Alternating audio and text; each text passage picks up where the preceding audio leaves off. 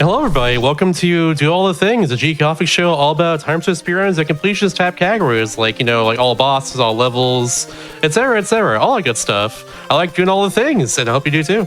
But yeah, I'm your host, Mr. Underscore Shaft. Did I say that right? I don't know. I've been sick the last, week or so.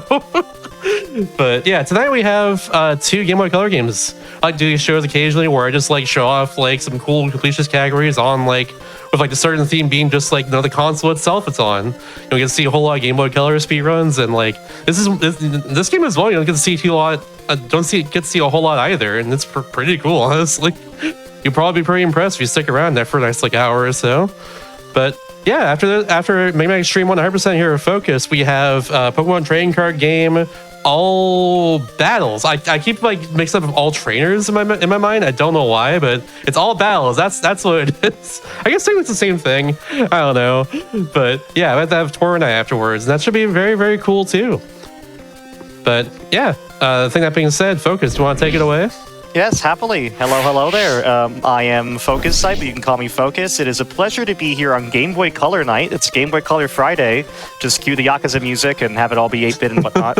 I am very, very pleased to be here. You can see I'm here for the first time. You might have heard I've been on GDQ a few times, and this is my first time, though, with my VTuber model of Vox, my robot wasp. Very fitting, given I run Mega Man X games. But anyhow, it's a pleasure to be here, and this is Mega Man Xtreme 1, not 2. I usually am known for running 2 more than 1, but I have been given a chance to showcase kind of the older sibling of the two, which is it's such an interesting game because it has a bit more funk to it compared to Xtreme 2. So this is a real Game Boy Color game. A lot of people think it's a ROM hack because it runs and plays and looks so good. Nope, this is official, released in 2000 for the Game Boy Color. Technically, this is even a Game Boy game because it's one of those that is backwards compatible with the original Game Boy. But I'm not getting a Super Game Boy 2 just for the purposes of running it in black and white, unfortunately. I don't blame you at all. It's Game Boy Color night, we need how many colors can be shown on screen at once? I'm assuming it's 64, so many. Right? So many. I don't even know how many. So many. N colors. Fill out N for whatever you want.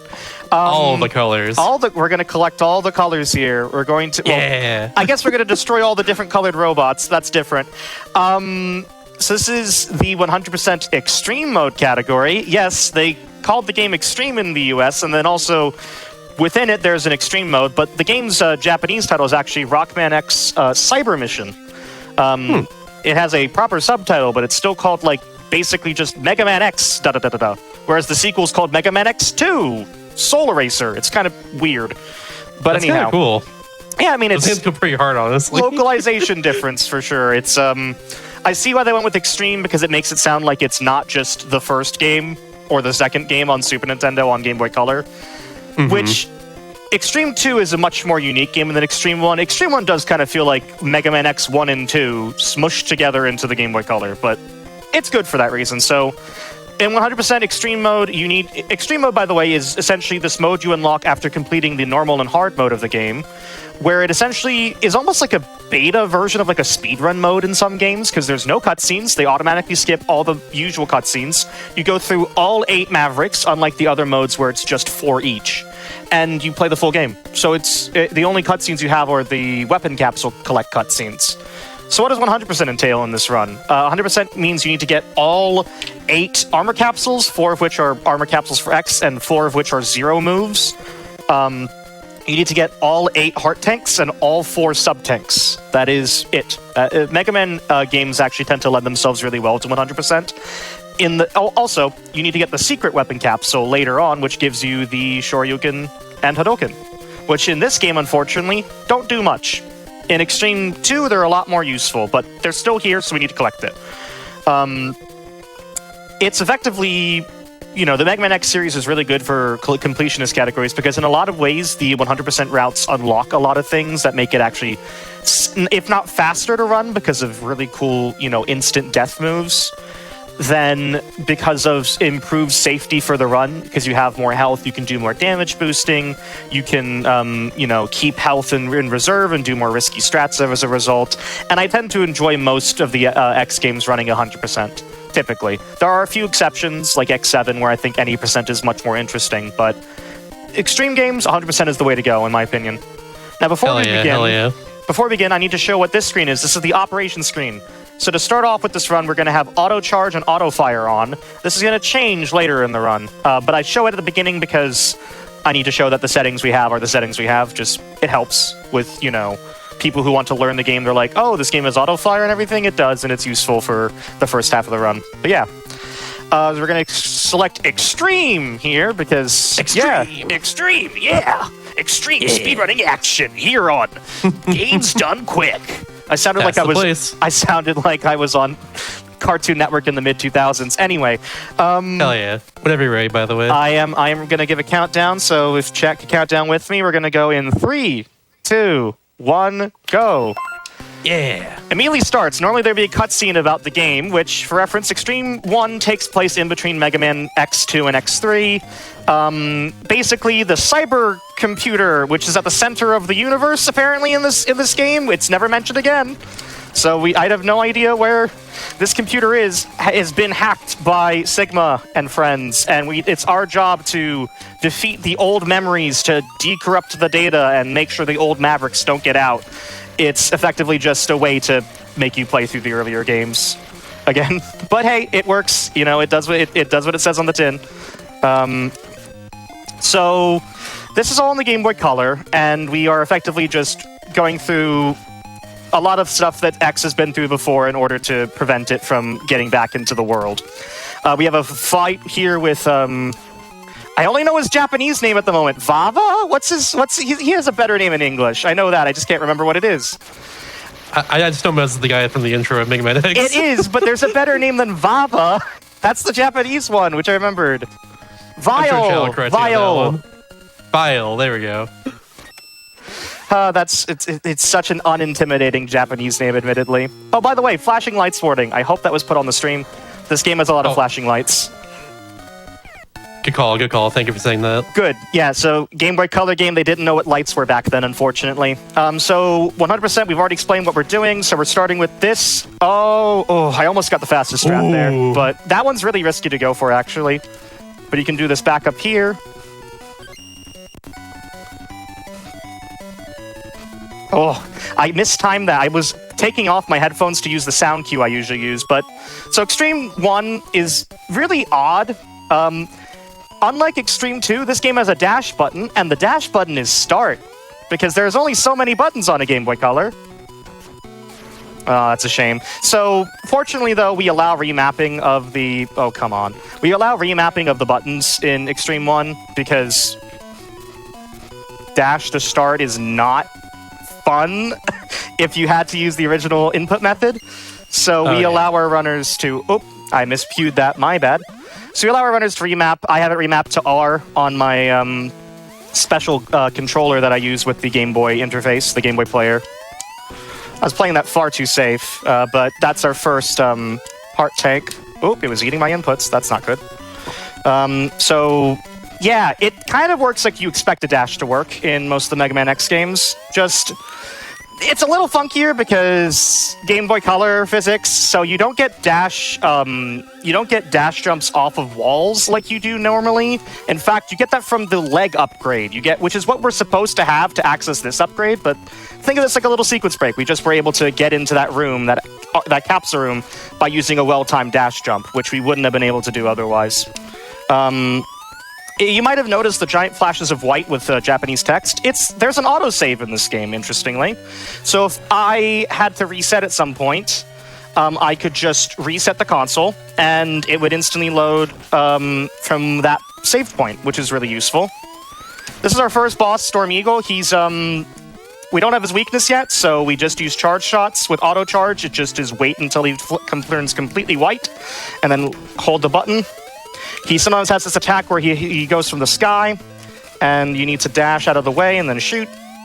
Pretty simple boss, all things considered, unless you mess up like that.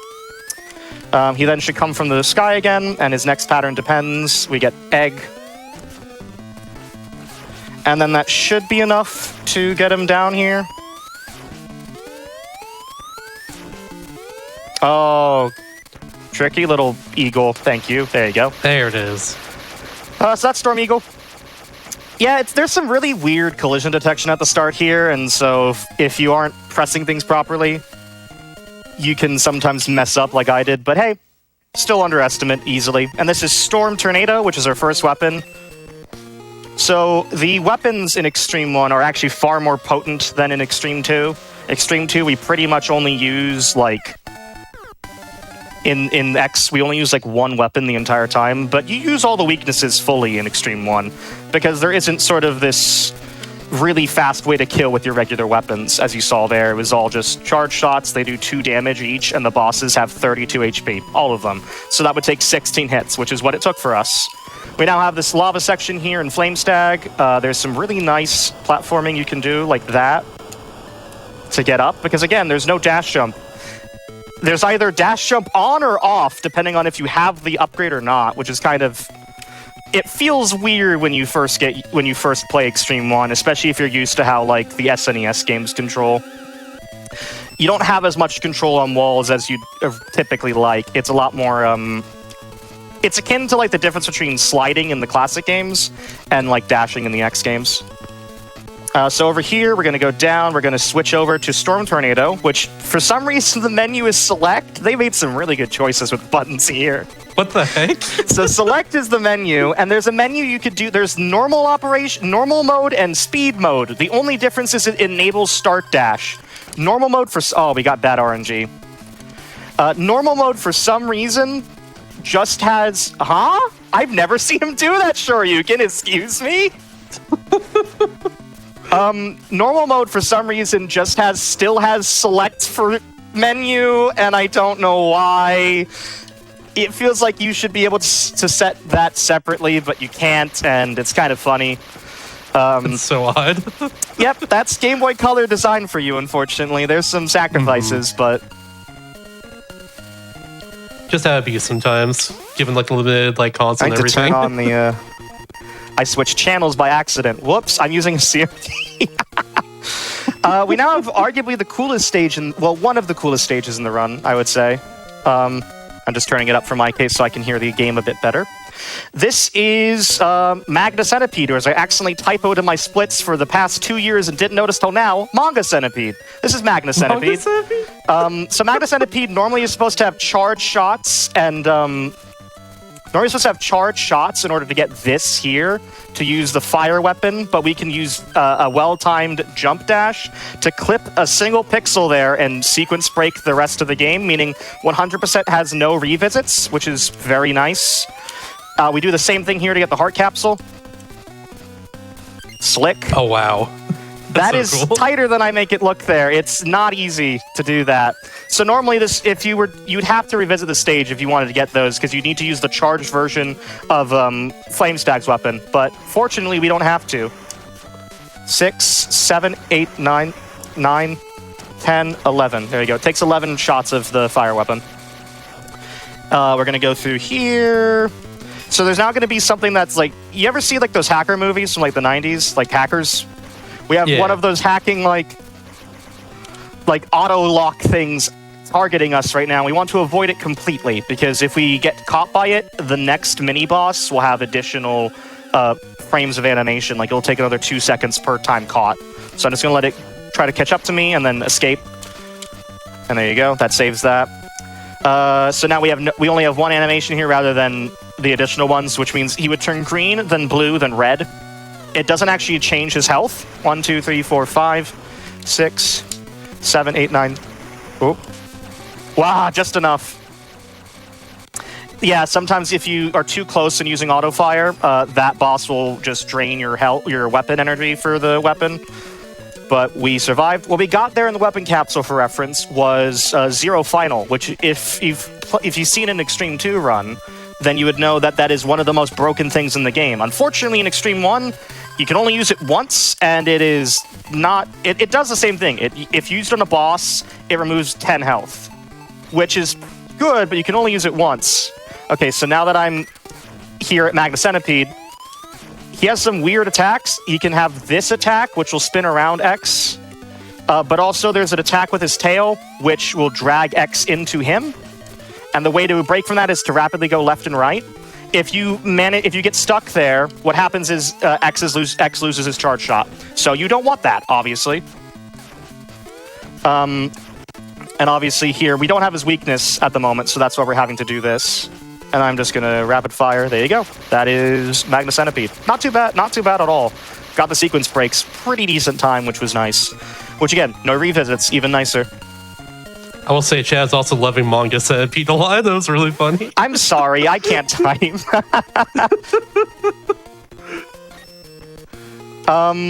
Next up we have Chill Penguin. So stay chill. One of my friends was saying Funky Bug. I'm the Funky Bug. Me, come on. Hey. I'm pointing at it. Funky Bug destroys other Funky Bug. That's what just happened. But anyhow. Chill Penguin, you know, this is where you normally get the dash in X1, the dash boots. You get the boots upgrade, but it's not used for dashing. It just gives you the dash jump always on walls, which means you now have them be too jittery, a little too much momentum in one direction, you know? And so you need to plan off of that now. Gonna go through here. Just take some damage. All the music in this game is incredible, by the way. Just some beautiful, you know, tunes from the SNES games brought to life on the Game Boy. We got the heart tank there. And so obviously this is also Chill Penguin's weakness, because fire, ice, you know. Chill Penguin has some really annoying attack patterns, and that's kind of the thing with Extreme 1. Bosses feel like a lot more of a chore than in Extreme 2, whereas in Extreme 2 it's all more on the stages. So we're instantly going to dash forward and go down to 0 final. Use it, see what he does. He's invincible during this whole animation, and only now can I hit him.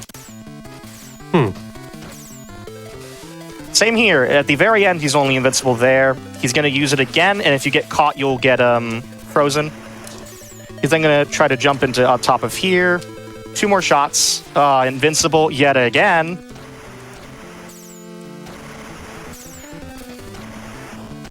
There we go. Yep. So the bosses in this game can be a little finicky, but once you get a handle of their patterns and what weaknesses you need to use, it's a lot better. Admittedly, I'm a little rusty on the game, but hey, as long as I'm putting on a good show, that's all that matters, you know?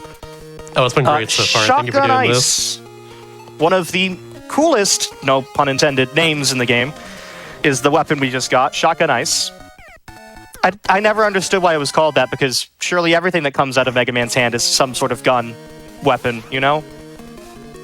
Or lemon, maybe fruit-based, or lemon, who knows? maybe fruit-based, yeah. What does it look like? It's like, lychee, maybe? It's kind of like, you know, lychees are kind of snow-colored, ice-colored. I'll give you that one. This is Spark Mandrill.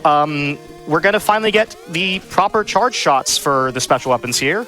And so X will have his full armor. It'll change sprites even, which is quite cool.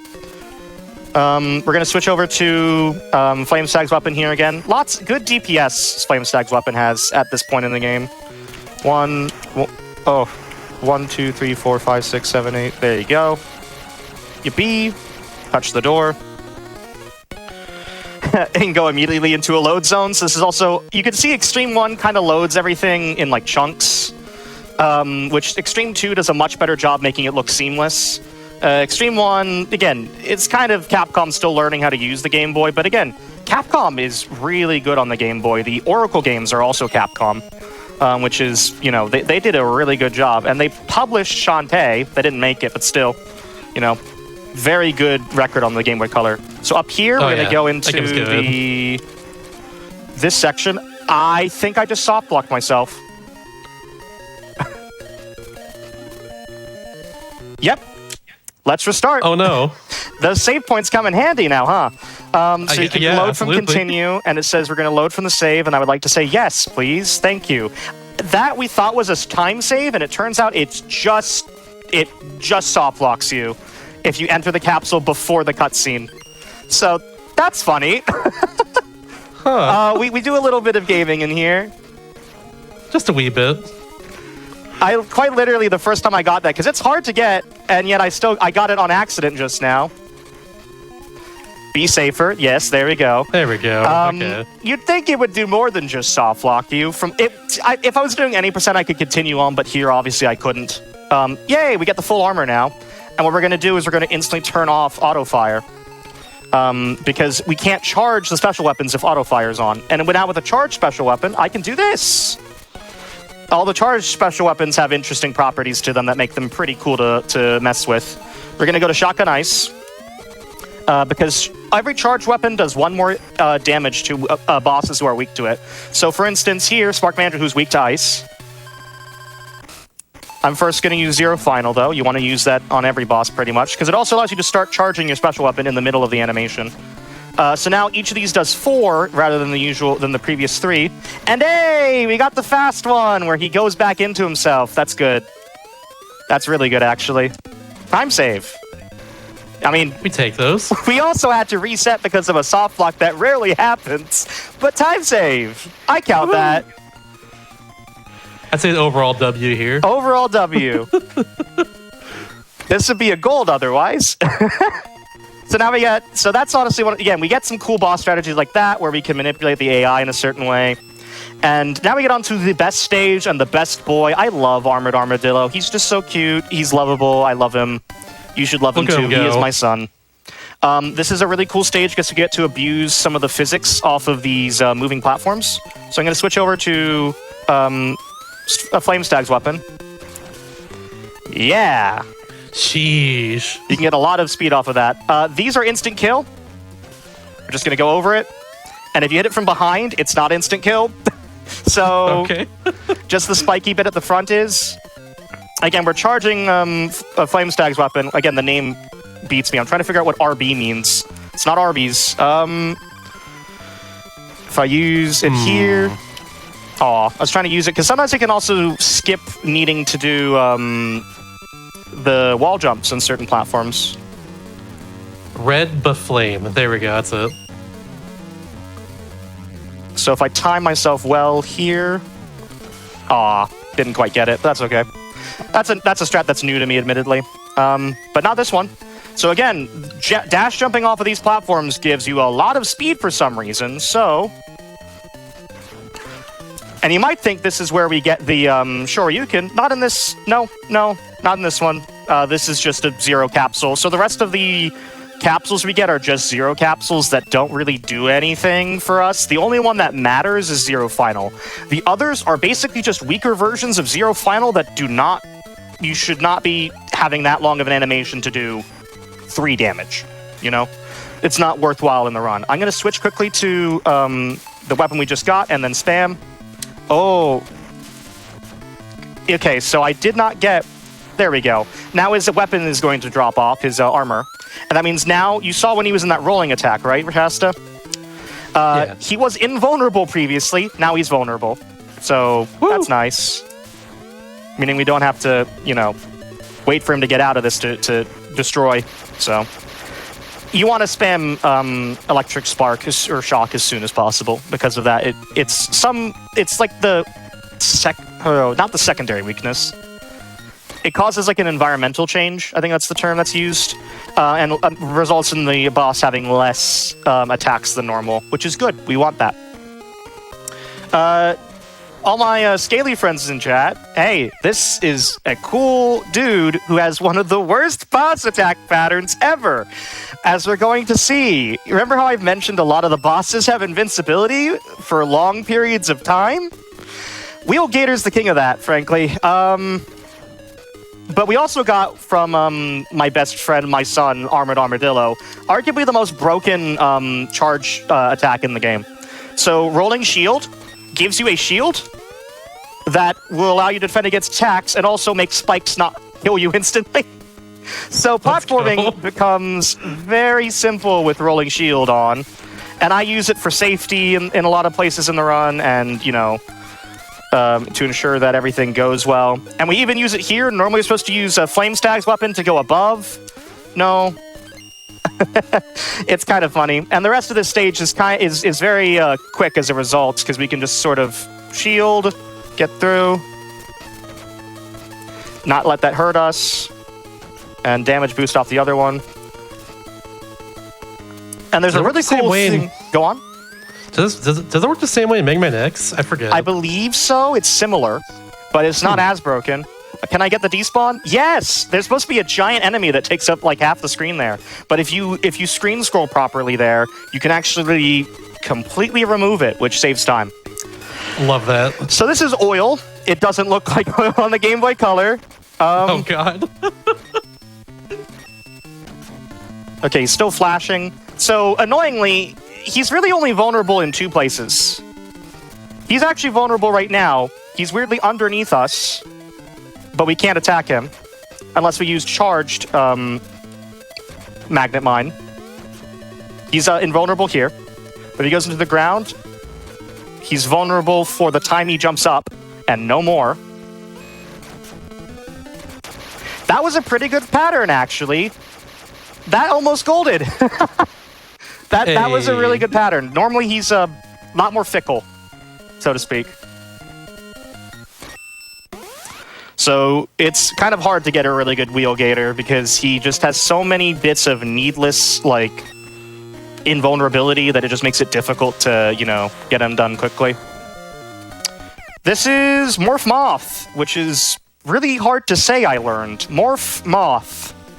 Say that 5 times fast. Morph Moth, Morph Moth, Morph Moth, Morph Moth, Morph Moth. I cannot believe I did that.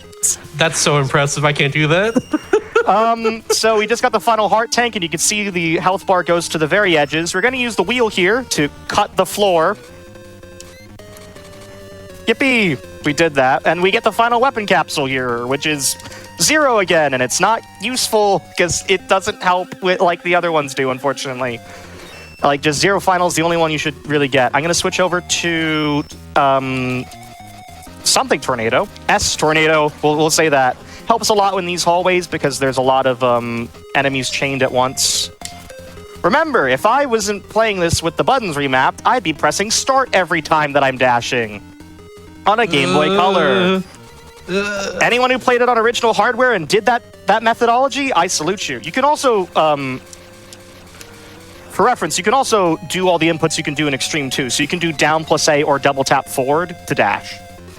But you don't have to do it in Extreme 1, so we don't. Be careful here.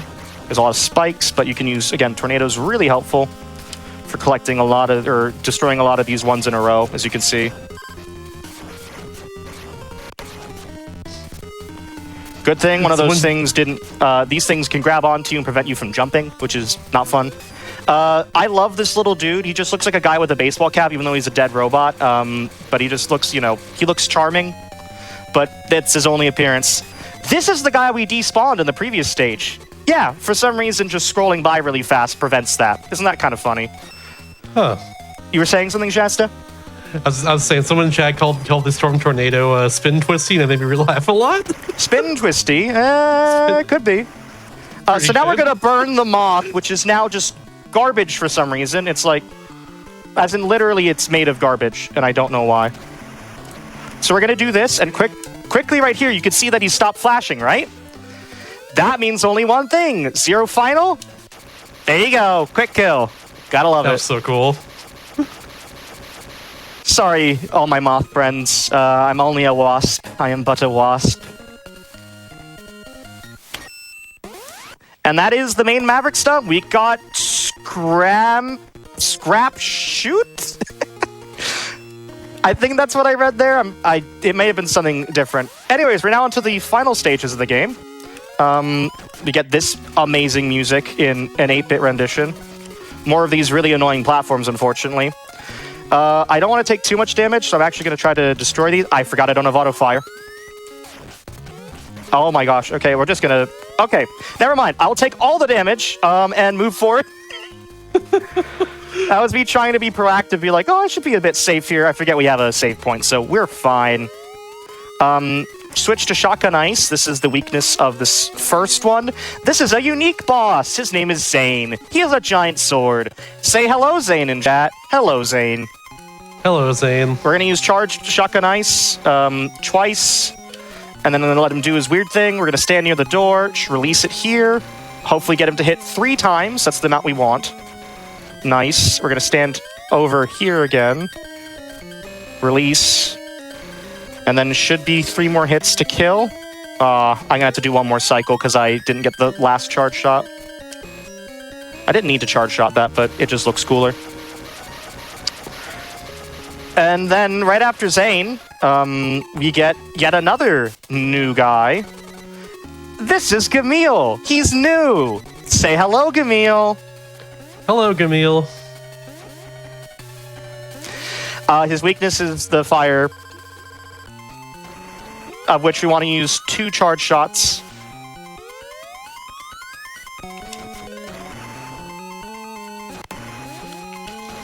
He's gonna get on his magic carpet soon. That's not a joke, he just gets on a magic carpet. Oh. And then we can shoot him from the ceiling here before he reaches us. And then 1 more shot should be enough to do it. There you go. That's Gamil, everyone. Say bye, Gamil. Bye, Gamil. We're learning. I'm going to use the little bit of health that I have, and I'm going to use... I'm going to get some charged... I really wish I remembered this. Rollin' Burner or something? Someone said it earlier. It was, let's run back up. It's... we'll figure it out. Don't worry about it right now. Rushing Burn. There it is. Rushing Burn. Yeah. Oh, I am running low on health. This is usually a pretty tight point of the run, so I'm going to be safe again. Rolling Shield also doesn't go away with certain enemies, which is kind of funny, which includes these guys. Little Mets. Not the baseball team, but let's go Mets, baby. Let's go Dodgers, actually. I'm a Dodgers fan. Let's go. I'm a Mets fan. I'm sorry. I'm sorry. It's okay. I grew up in SoCal. I get it. Well, at least... Okay, so we're going to switch to... no, excuse me. I was a boss ahead. We're going to go to Magnet Mine, and we now have Bow Spider, which is short for Boss Spider. Really annoying fight, actually. So 4 charge shots is what we want, and they're random. The lines here are random, and sometimes it could just do this, which means it will not go forward, and you have no way of knowing if that's actually going to happen or not. 4 charge shots, 2 uncharged, and a 0 final should kill. But yeah, oh wow, this pattern is bad. We're going through all like, oh, and sometimes it can be randomly fast. Don't forget that. I need to play it really safe here. I think 1 more hit and I'm dead. 0 final should kill. Next shot. Oh my god. Oh, too late. Oh, please. Please don't be too early. Oh, thank God. Nice. Good clutch. I'm doing my hands together, but it just looks like on my VTuber, it just looks like I'm making a circle. That's Bow Spider for you. Very annoying boss, but hey, we got through it. Next one, this section's based off of X2, and this is normally where you get the Shoryuken in X2. We're not going to get the Shoryuken in X2 here. Well, sorry. We are going to get the Shoryuken in X2. I thought that was the... Why did that go there? I thought that was the exit. We are going to get it. It's just not useful. So Rolling Shield, once again, is OP and King, and we love them. Thank you, Rolling Shield. Makes spikes. So normally you'd have to use this platform to go up, but you can, again, use the dash jumps to your advantage. Space them out well here. And again, there's some spikes, but in order to... Normally, you'd want to get the platform up here, and then, you know, take it up to that area. But you can, again, just use Rolling Shield and make that pointless, which is fun. And also make this pointless, which is fun. 1, 2, 3, I think it's here. Yep. Secret area, Dr. Light. He's going to teach us how to be a Street Fighter. Street Fighter 6 logo drops. And then we finally get it. And that's we've collected all the things. We've done all the things. We've collected all the things. We haven't done all the things. We still need to do the final few stages. 2. I guess that's a few. Whenever someone mentions me in my show, I get very excited. I was trying to get Rolling Shield out there, charge Rolling Shield out there, so I could, you know, damage boost safely, but I didn't, and I somehow still lived. This is Sergey's? I've heard Sergey's before, I think. Sergey's. Spam Electric Spark, because sometimes it goes up for you. Oh, come on. And then use Rolling Shield. Really nice angle. It's what he's weak to. I say really nice angle, and then he gets blocked several times. Oh boy. So yeah, he's weak to this. As soon as it reaches around 10 HP left, use Zero Final. And that's about it. This should kill. This should be on. You need to aim it properly, or else, yeah, it won't kill. Weirdly. That's Sergey's. That's the second to last stage in the run. All we got left is the refights, and the big man himself, Sigma, and Stroke Wolf Sigma, also. So, yeah, we're about wrapping up here. Although the refights in this game is quite long, compared to, like, I think it's about 6 minutes on average, my split. Because you need to use the weakness on everyone, and it involves menuing, and bosses are just longer in this game compared to other X games. Although refights, I guess, tends to be a pretty lengthy endeavor, no matter what you're in. I'm going to be forgetting the order here, admittedly. I did the right thing. So I normally start with Spark Mandrill because of the Shotgun Ice situation. I'm going to hopefully get him to go this direction. Oh, he dodged it! He juked me! Wow! Yes, apparently. That's so mean of him. Stay frozen. Stay frozen. In X1, you can obviously keep him frozen for a long while, but not in Extreme 1, unfortunately. Get a charge shot, and that should be enough to kill. Yeah, I need to take less damage, admittedly. There's no, if I recall correct, well, let me check. In Extreme 2, there's actually health weapons, health to pick up. Oh, there is an Extreme 1. I'll be safe. It's a hotfix. I can be safe. This should be, yep.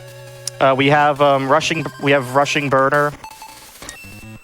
We use same pattern as before again. So honestly, if you want to field questions from the chat, or if you have anything to ask yourself, Shasta, now's a pretty good time. I mean, if the chat's any questions, by all means, to say, like, go for it at this point. I'm just kind of laughing at chat tonight. Not at chat, with chat tonight. Yeah, really say fun, with. honestly. Don't say at. No, come on, the chat's nice. They've been good to you, Shasta. They've liked your own show. They've been hilarious tonight. It's great. Keep it up, y'all. Yeah, I'm, this has gone better than I expected, so I'm happy, we're having a good time. We're still within estimate, which means it's a good estimate. We actually get to use this weapon for the first time, which is what, oh my gosh. So yeah, if it doesn't give you a good positioning there, just pause and it will just despawn. So yeah, it wails on Storm Eagle here. If you want to kill, also use this time to plug yourself too, and all you do. Oh, sure. So yeah, for those who don't know, I am FocusSight. My Twitch is FocusSight. But I'm a Mega Man speedrunner, Mega Man X series. I also speedrun Sonic 06. I've been getting back into it after a 2-year hiatus, which is nice. Obviously, if you want to see more of this lovely wasp of mine, you can do so. You can do so at FocusSight on Twitch.tv. Oh, there we go. We need to be very careful with electric spark usage in this fight because it's also what Sigma is weak to. So we don't want to waste much of our juice, if you will, which is why I'm being very particular.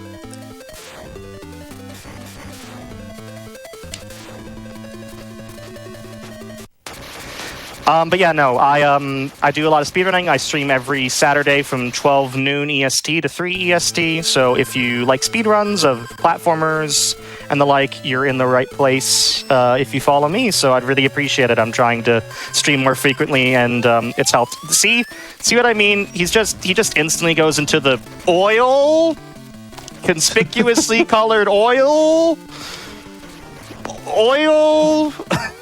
It doesn't look like oil on Game Boy Color. See, I did a charge shot and it did not attack because weird invincibility frames. He's invincible fully throughout this attack. I'm going to try to use a charged one. Weirdly enough, I was trying to do something there. There's a weird exploit where if he's underwater and he's under oil and he's using that, then you can still kill him, still attack him weirdly. Oh, come on.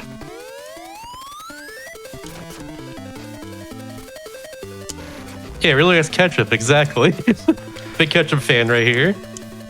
Can't get I'm enough out of it. of the weapon. Oh no! Good boss. That's what I was expecting him to go like earlier for reference. He's such a silly boy. Okay, next up is we're gonna finally use shrapnel shot. I think I can't remember what I said it was. This is the weakness for Magna Centipede, and it removes his tail, which is kind of mean. What? So he no longer has those attacks. He just warps, and it makes the boss really easy. That's messed up. That's like his whole thing. I'm the superior bug. What can I say? Robot bug at that. It's true. It's true. There you go. That's Magna Centipede. So yeah, by the way, time will come up when we defeat Wolf Sigma, which will be probably in about, I'd say, 3-4 minutes. Cool, I'm trying to remember what boss this is. It's been a while, folks. My apologies, but I do like Extreme 1 still. It's a very interesting game, albeit I do think Extreme 2 just does everything Extreme 1 does better, even without a dash button. Because, I mean, start to dash, like, come on. Something's got to give, you know? For real. Oh, that didn't actually go through. Let me try to attack with my shield. Bam. There you go. One more boss left, and it's the stag. What's up? I will say his game's definitely very impressive, though. Honestly, you For mentioned Game Boy earlier how Color, like it's really, really, really impressive. Like, yeah, like you mentioned earlier that like people sometimes mistake these games for like fan games, for instance, and like I don't blame them honestly. So it's really cool looking, very impressive. yeah, it's very impressive. It kind of controls like Swiss cheese, but that's okay because we love it anyway. But you don't expect console perfect control. So the fact that we're able to do this on a non-backlit screen with 2 buttons and a D-pad, well, 4 if you count start and select, but on the original Game Boy Color, like, how you holding that? Okay, yeah, should be done in about 2 minutes from here. I'm gonna get the health just to be safe. You know, it's a marathon run.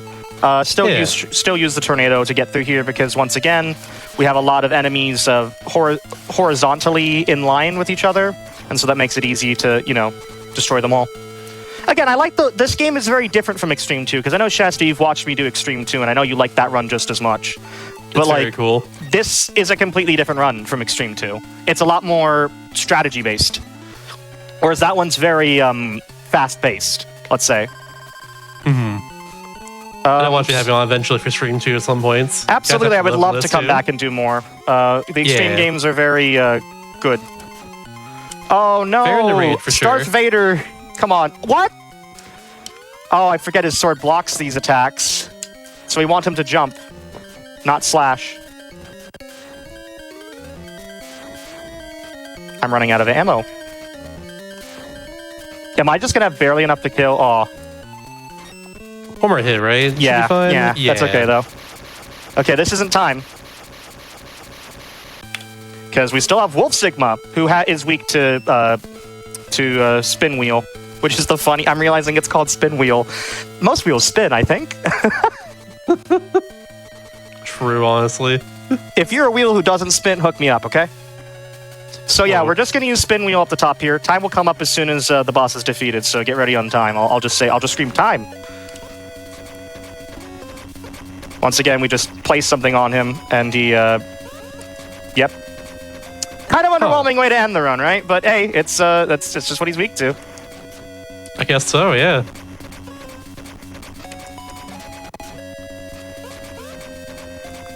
Time. Hey, There it is. 3809 on my end. Nice, nice. And with Underestimate. soft block too as well. Do we take those? With the soft block, still underestimate. We take those. That was actually a really good Wolf Sigma. So take that for what you will. And that is the end of Rockman X Cyber Mission, otherwise known as Mega Man Xtreme. Fun game. Really underrated. I do think the sequel is better, but the first game has its, it has its upsides. It does have a dash button, and it feels normal when you assign it to, like, the shoulder buttons on my controller, That's a very normal button to dash with. And, once you have that, it starts to feel a bit better, but it is different than the console games, obviously, because there's so many limitations, and yet they were able to produce something kind of incredible. Oh yeah, these characters exist. I forget their names because they're not, like, Extreme Mode doesn't have the full story displayed out, so I forget what they're called. I forget their names.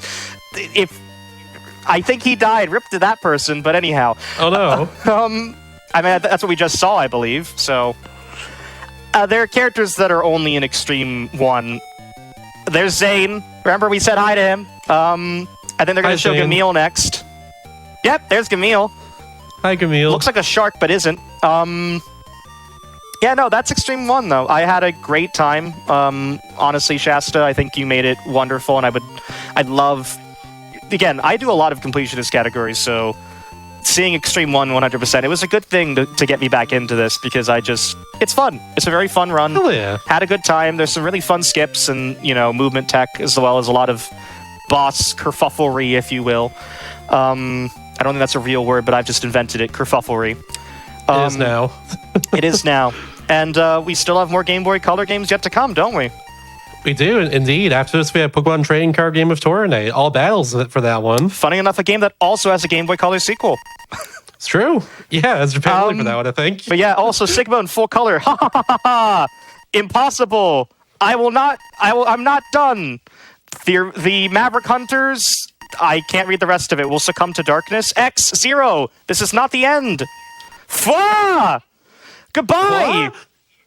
That's what it says. Fwa! Oh. Goodbye! Fwa! Sayonara! Irregular Hunter, or Sarabada, I'm off!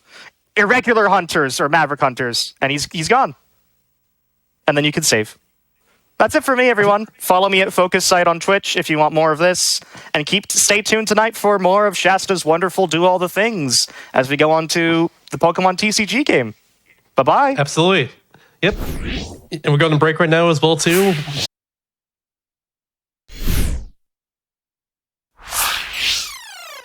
And welcome back to Do All the Things, everybody. The GDQ Hotfix show, all about 100% speedruns and completionist categories in general, like, all bosses, all items, and of course, all battles we have here tonight with Pokemon TCG. Before I get to it, though, I have a few announcements to read real quickly. I'll tell you all about some events coming up on the channel here. So, of course, about the big one, AGQ 2025 will be live in Pittsburgh, Pennsylvania from January 5th through the 12th. Registration and hotel booking are now open, so visit gamesarquick.com and check the AGQ 2025 important dates section to learn more. Also, UBF is returning as GDQ's first Black charity event, Back to Black, which will be live February 7th through 9th. Submissions for that are now open through November 5th. Go to submissions.gamesarquick.com for more info on that one.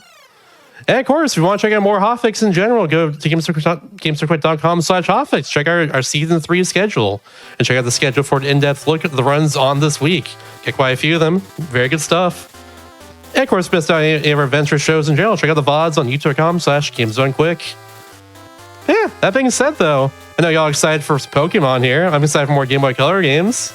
So, take it away, Tornaya. How are you doing tonight? Hey, Shasta. Thanks so much for having me here. And thank you, everyone, for tuning in. This is going to be quite the ride. This is Pokemon TCG's All Battles category. It's a new category that was made earlier this year. It's essentially my passion project because I wanted to have Pokemon TCG to have like another completionist type of category beyond the only one that we had prior to that point, which was all cards. And this one is quite an interesting category. But before we kind of get into the nitty gritty, it wouldn't be a Pokemon TCG appearance on GDQ Hotfix without our resident Pokemon TCG speedrunning commentator extraordinaire, Autumn. How are you doing? Hey, I'm doing great. Thank you for having me here, Toro. I'm happy to talk about this game even more. Oh, trust me. The more I talk about it, the less I have to deal with the RNG playing it. Don't worry. That's so valid. We're going to have a lot of time to be able to go over the game. As the name implies, it's all battles. Now, it's a little bit more tricky than what it may seem. So, the term all battles does refer to all battles. And you would think to yourself, okay, just beat every single NPC or trainer in the entire game. Yes, but there's a little bit of a twist to that, and we'll kind of get into that in just a second. But first, we got to name our character, and what better name to name our character for tonight than Hotfix. And look at that, 6 characters, just exactly. Hey. All right, so we are ready to go, and I'll give my countdown in 5, 4, 3, 2, 1, and go. Okay, so the term all battles, when it comes to this particular game, there's 2 rules. In fact, there's essentially 2 extra rules on this. One, you actually just do every single fight in the game as if you do a any % glitchless run of this. You have to win every single fight, which is a stark contrast to any % glitchless, because there are actually 2 fights throughout the run on glitchless where we actually lose on purpose because it's faster to lose those 2 fights on purpose than to trying to win, and story progress is not affected as a result of doing that. Now, that's the first rule, win every fight. The second extra rule is you have to beat every single deck in the game. There's a couple of NPCs that actually necessitate this specific wording of the rule. Not just every NPC, every single deck. And we're going to encounter those throughout the run. But before we get into the actual run proper, first of all, how do you play Pokemon TCG? Well, at least in 1998, which is when this game first came out, only first 3 sets of this game came out, which is in this particular game, 226 cards. There's actually 2 extra cards that were not programmed properly, and they are in the code, but not available through normal means. So, the way you do it is you assemble a team of Pokemon. You see these little energy cards with different symbols. They correlate to the 7 types of Pokemon up to this point in the game, which are Grass, Fire, Water, Psychic, Fighting, Lightning, and Colorless. Colorless is essentially flying and normal types, and a lot of the other categories types that you see throughout this run, where you kind of think to yourself, like, well, where's Ice type? Where's Bug type? What about Poisons or Ghost? They've all been consolidated into one of those 7 Pokemon types in the game by that point. So it's a little bit simpler in some regards, but it's a little bit more complex here. But first, we're going to do our one and only trick in the game. So let me see if I can get this right. There we go. Okay, so that was Dual Escape. That is our one and only glitch that we're actually going to perform. We just like performing this glitch in marathon runs because it's fun. So essentially what we do is we do a certain button input combination where if we press certain buttons at the same time at a certain menu, we kind of just overloaded the game's memory. I believe it's the technical term. And we go into the automatic screen where the dual result screen, and in the tutorial we actually oops, yes, I do want to pick Bulbasaur, as you kind of see from our little buddy facing the camera throughout this run. In tutorial, you always win. So the dual result screen basically is like, okay, you already went to this screen, that means you win. So you can actually do an entire run just by doing that. We actually have a category for that called any % no A's. So before we kind of get into that, there is one thing that I want to also show off, a special RNG manipulation called mail manipulation. So basically this game is entirely dictated by frames, and I am going to wait for a certain point in about 4 seconds and see if we can get a free Hitmonchan. And yep, there we go, perfect. Hey. First try. Good job, Toro. Yeah, I was very easy every time. Yeah, It's just that easy. yeah. Well, it sounds easy, but it's like, all right. Well, here's the problem. I'm running this game on the Nintendo Switch. The Nintendo Switch doesn't exactly have a way for me to very easily kind of go time something to my laptop to where, depending on the certain button input. Wait, did I get this? Oh, wait, no, hold on. Oh, wait, nope. No, never mind. We did this right. All right, sorry, just a little bit nerdy. Just wanted to make sure I got my double energy. So if we trick that NPC into telling us, oh, wait a minute, I don't have a lot of energy cards. Can you spare some free energy, please, mister? He'll give you free energy cards, 60 total, which is very, very good to have. The 2 NPCs that we talked just now, Mitch is the fighting club leader, where we have to talk to him in order to be able to challenge his 3 underlings for Den to have the right to be able to challenge Mitch. So it's a bit of a game of cat and mouse to figure out, okay, this trainer, we have to talk to this trainer to be able to challenge this trainer, and then we have to beat that trainer in order to challenge for this trainer. It's a big old mess that requires like a lot of, and I mean a lot of research ahead of time. And the girl that we talked to also triggered a very special run, a very special fight near and dear to this community's hearts called Imakuni. We'll get into Imakuni much later on. So we're about to start our first fight in the game, so this will be a good time for Autumn. Take it away, because now this is my time to kind of focus. Yeah, this game very difficult to talk about while you're playing it because you have no lag frames, so everything that's happening, the faster you push the buttons, the faster you get through it. But we're going into one of the easier battles here. We kind of front load easy battles that get us packs that give us good cards. Right now we're on Jessica. What we're looking for is if we see more than one Pokemon on the bench, we reset, or if we see a Doduo come out, we reset, because that'll resist us. But she only has 11 basic Pokemon, which is one of the lower ones in the game. We'll see opponents with as many as 20. And there are 2 win conditions that we can have. We can either take all of our prize cards, which in this game will be between 2 and 6, depending on the opponent. There's a Doduo, so we're going to reset. Or if we just knock out all of our opponent's Pokemon on the field, we win without taking all of the prizes. So ideally, we're hoping to find a one-on-one like this against a Rattata here, where we just put 1 energy on, swing for 20, gets doubled for weakness, and there we go. We win in 1 turn. You will see a lot of resetting in this game, as what we'll do is we'll actually reset out of a winnable but slow fight to try to get a better frame that'll get us a faster fight.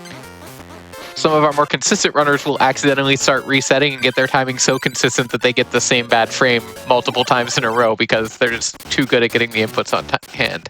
There's a good chance this may happen at one point during the run. There's a good chance. There's a lot of fights in this run. There's close to 50, so we'll see. How many is that compared to 8% in this game, just for reference? So this game, I'm trying to remember the map. I believe it's 46 total fights in this game. It's somewhere in that ballpark, whereas an 80% glitchless is like 26, if memory. 20, I say 26, but there's 2 fights where you lose on purpose. So I don't know if you would consider those fights or half fights, however you want to degrade it, but it's basically in the mid-20s. In the mid-20s that you have to win. Ooh, we got a Scyther. Nice Scyther. Scyther is a phenomenal card, especially in all battles, which it's a great card in general, but in this category, it's actually way more useful. So I'm very happy to have this.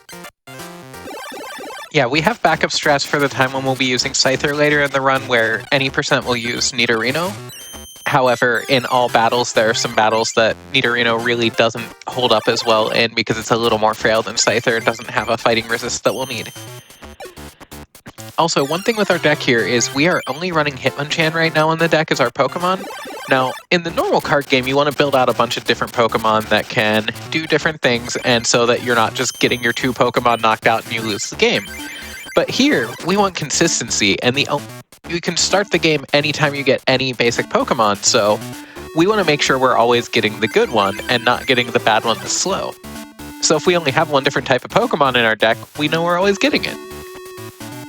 And also, for anyone that's curious, if they think like, okay, you're winning a lot of these fights relatively easily, and you're kind of thinking to yourself, okay, is this how back in the day this game was played? No, absolutely not. In fact, don't ever seriously play Pokemon TCG the way it's being speedran, because believe me, you're gonna have a bad time. I've tried, since this game came out on the Switch, I want to say last year, like 14 months ago, the game was ported onto the Switch on Nintendo Switch Online, which is the version that I'm currently playing right now.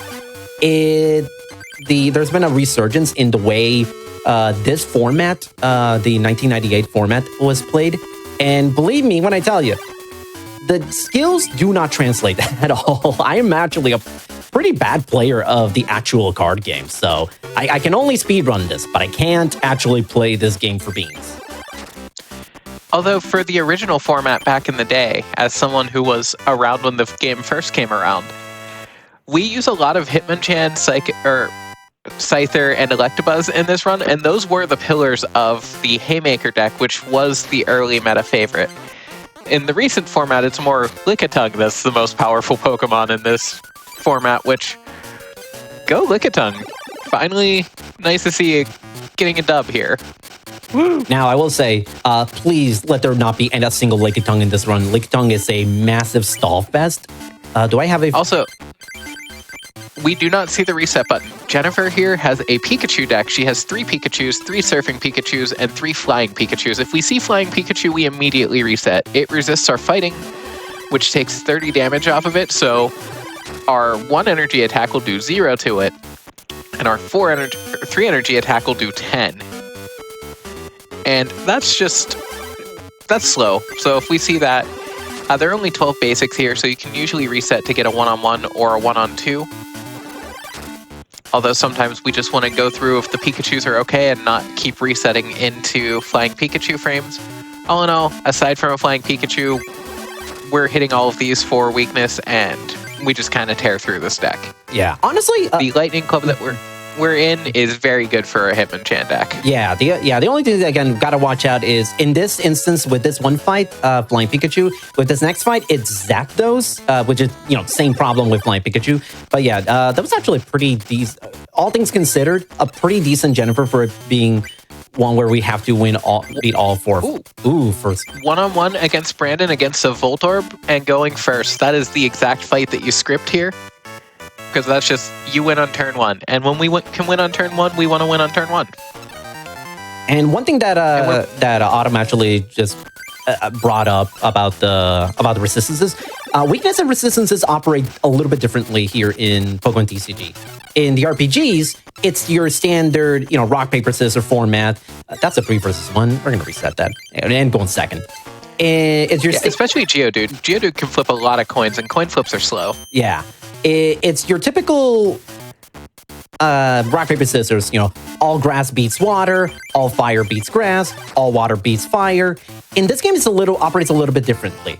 Like I'd said, different types have been consolidated. So sometimes certain Pokemon having a certain weakness that corresponds with the type they were assigned as a result of this consolidation doesn't make a whole lot of sense. So what in the card game does is every single Pokemon has an individual type, regardless of what the type it is. So sometimes we're going to see Pokemon that are weak to, for example, like a fighting type like Geodude will be weak to grass, but a fighting type like Hitmonchan is not going to be weak to grass, but it's going to be weak to psychic. So that's one thing that we also have to kind of keep into consideration when it comes to this category, is knowing ahead of time what each Pokemon in this entire game is weak to. So there's 151 Pokemon.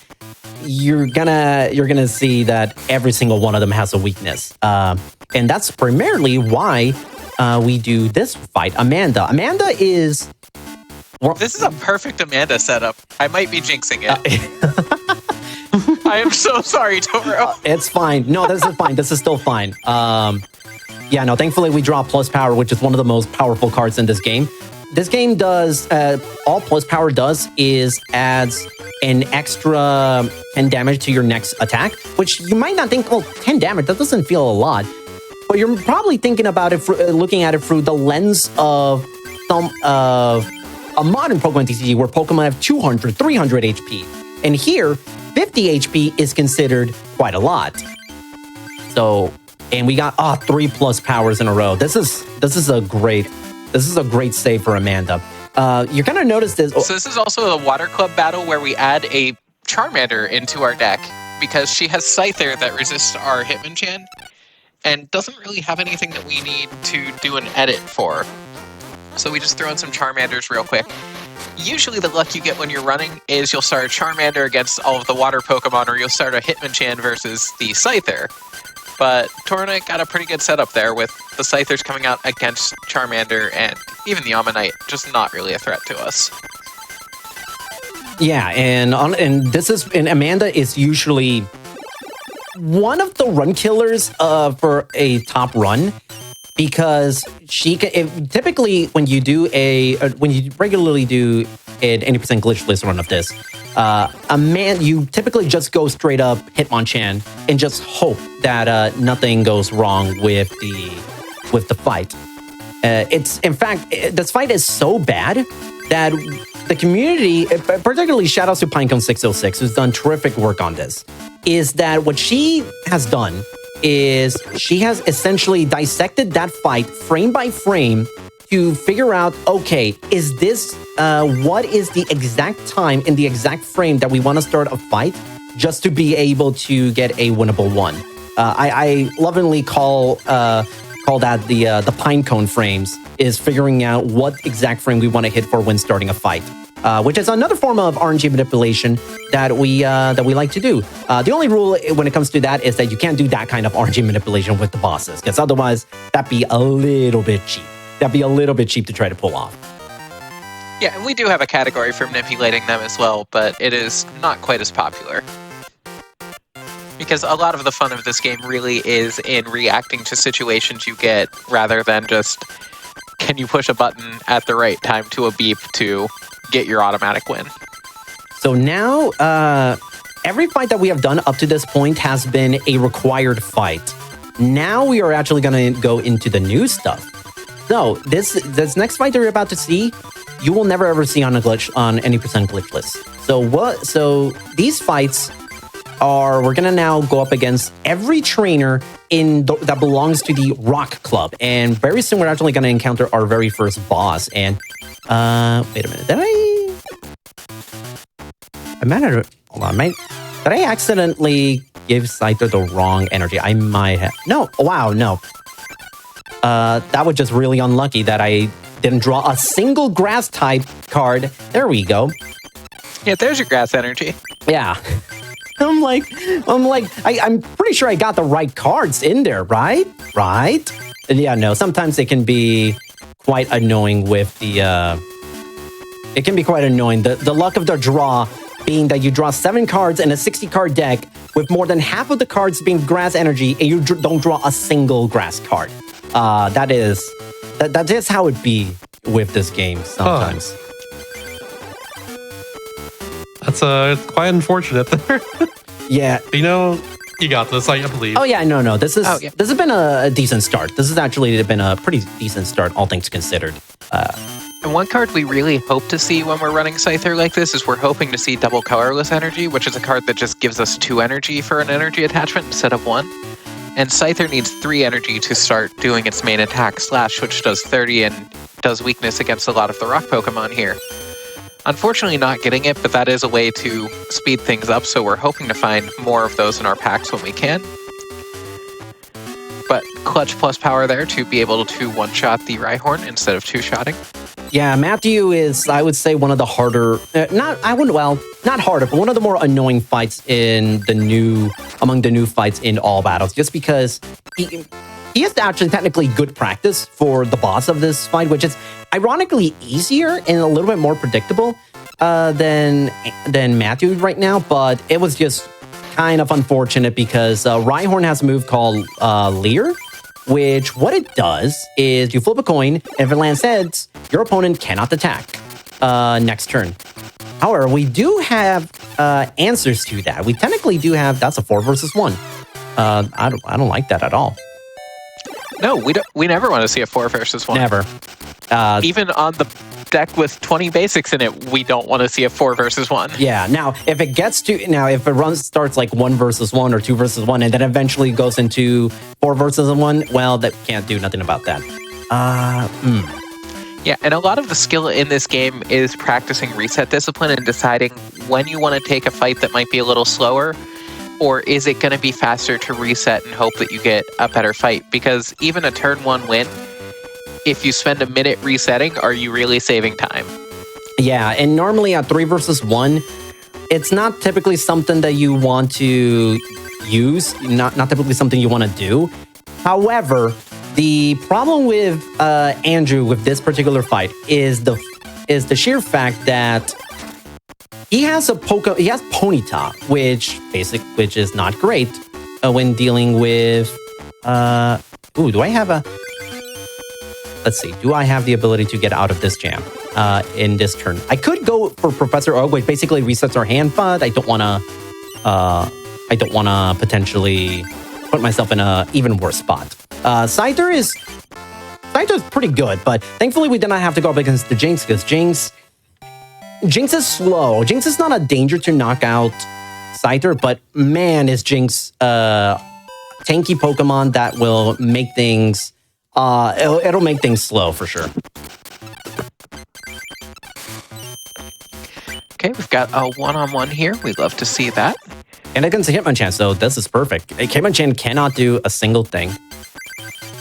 But if it gets 3 energy by that time, it can do 10 damage. So it just needs 7 hits to get us. And using Professor Oak to go for a plus power to take this from a 2-shot to a 1-shot. After using Swords Dance the first turn, which is our 1 grass energy attack. And doubles our damage the following turn. All right, so thankfully we're done with this. This Rock Club segment was actually pretty decent. It's not awful. I've had way worse Rock Club segments than this. But this is the Rock Club boss, and thank goodness, double colorless on the... Ooh, starting with Scyther, Grass Energy, and a double. We're 1-on-4 here. However, gym leaders cheat, so they're guaranteed between their opening hand and their first 5 cards to have a total of 4 basic Pokemon minimum there. So getting a fewer than 4 prize gym leader fight, almost impossible in this game. It's just the game cheating, realistically. Yeah, and it keeps reshuffling the deck until those conditions happen. There are a couple of major fights that will eventually be able to kind of RNG their way out of cheating against us, which is funny. But with this one, we're just kind of going through Gene, and as you can see, we're set up. We've got an extra energy in case he wants to remove one of our energy at some point. That no problems. We've got a plus power in the bank in case something annoying happens. This is just a good setup here. Yeah, the cool thing about... And we've got the plus power. Rhyhorn goes out in 1 shot. And the cool thing about Scyther is that for most of the fights, the opponent, Gene, cannot do a single thing. He can't do a single thing because he doesn't have... The only Pokemon that are actually capable of doing damage without an unreal amount of luck in his favor are evolution Pokemon that are evolutions of some of the bases. So essentially it would be the Trio and Rhydon. And thankfully, we were able to overcome this first boss.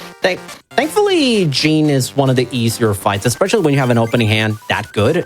I cannot complain. But thankfully, now on to honestly one of my favorite segments of the game, which is not something new to all battles, but it's something that I love to go through and kind of test essentially my luck.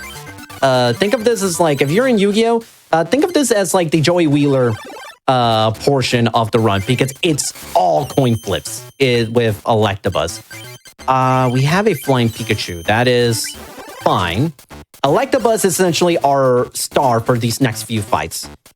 Unfortunately, it is somewhat potentially slow, only because all of his attacks are coin flips.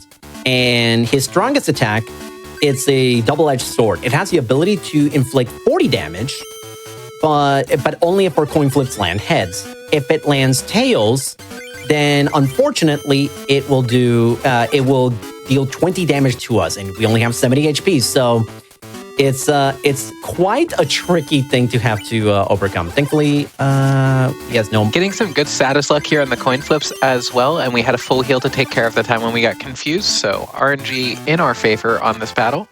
Also, you see that Tornite did use a plus power there against the Flying Pikachu that ended up not being needed, but that's a way to hedge the bets in case we lose the coin flip, that we still get the one hit. Yeah, and also a fun fact about Joseph, he's everyone's favorite classic Pokemon type. Science. Oh yeah.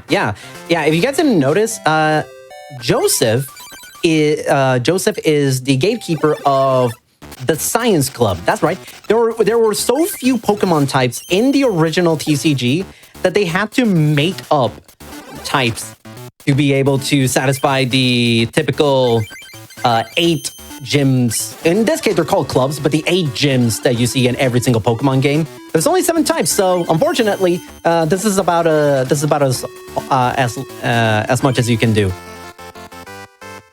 Yeah, also pulling double duty, being the fighting club and the rock club.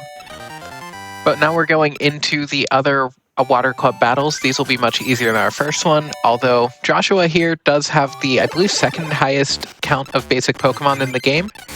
And the reason we care about our opponent's basics, he has 18 of them, is the more basics they have, the more likely we are to not be able to get a one-on-one. So like here, you get a one-on-two against Joshua, you don't even question keeping that. Unfortunately, the Lapras just got added, so unfortunately, gonna have to reset. And that's kind of the unfortunate part of all this, because Joshua also, the thing we also want to worry about is Krabby. And Shelter, we'll get to Shelter in a second. Krabby has a move called Call for Family, which is add another Krabby to the bench. And he will spam that till the heat death of the universe. If it weren't for the, whatchamacallit, the 4 Pokemon limit, the 4 Pokemon copy limit this game imposes, he would probably spam Krabby's Call for Family forever. He would absolutely play Relentless Rats if this were Magic the Gathering. Thankfully, we actually didn't see Krabby once, which is actually kind of a little unusual across 2 resets. That's actually a little interesting. Ooh, we got Articuno. Also picking up an Articuno that we might need later. Yep.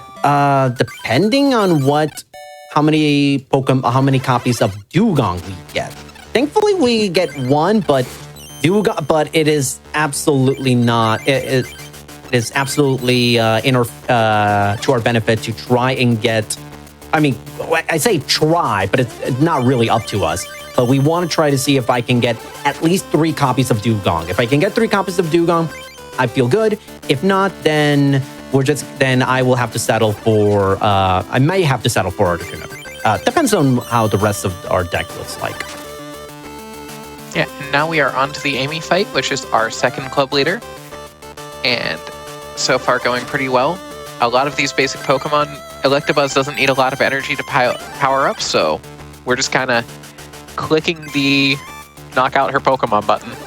All right. She does have the ability to annoy us with Horsey's Smokescreen attack, which we have to flip a coin, and if we get heads, we get to attack. If it's tails, then we have to try to save scum the game until we can turn that into a heads. Yeah. Because Pokemon TCG does not check doesn't update RNG unless RNG is called, which shuffling the deck or doing another coin flip is a thing. So we use a continue duels feature to go back to our previous decision point and find anything that will burn the bad coin flip we don't want so that we get another 50-50. Yeah, and thankfully I had another Pokeball, which definitely would have been something that would reset the RNG and give us another 50-50 chance of making sure we actually would have been able to do. Now, this is kind of a dangerous point, actually. I did not pick up a single Duck Trio. That is actually kind of dangerous for a lot of the fights that we have coming up, especially with this first one. Say hello to our rival, Ronald. Okay, so full disclosure, in the 80% glitch list category, we don't even try to beat Ronald. We actually lose on purpose because Ronald doesn't quite know how to play the game. So what we try to do is use a full-on Magnemite deck in order to hopefully...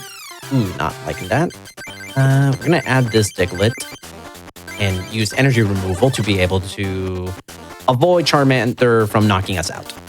But the thing with the dealio with Ronald is he doesn't really know how to play the game or build a deck. All he does is just put a bunch of Pokemon where he just essentially tries his best to... he effectively tries his best to make sure that he gets the strongest Pokemon, but it also means that there's a lot of different basics, and he's considered a boss fight, which means it's 6 prizes instead of your typical 4. And unfortunately, we are kind of at a dangerous point. What is our... Okay, thankfully, Cubone is... I believe Ronald also cheats like the gym leaders, if I'm not mistaken on that. I believe so, yes. He also does not have the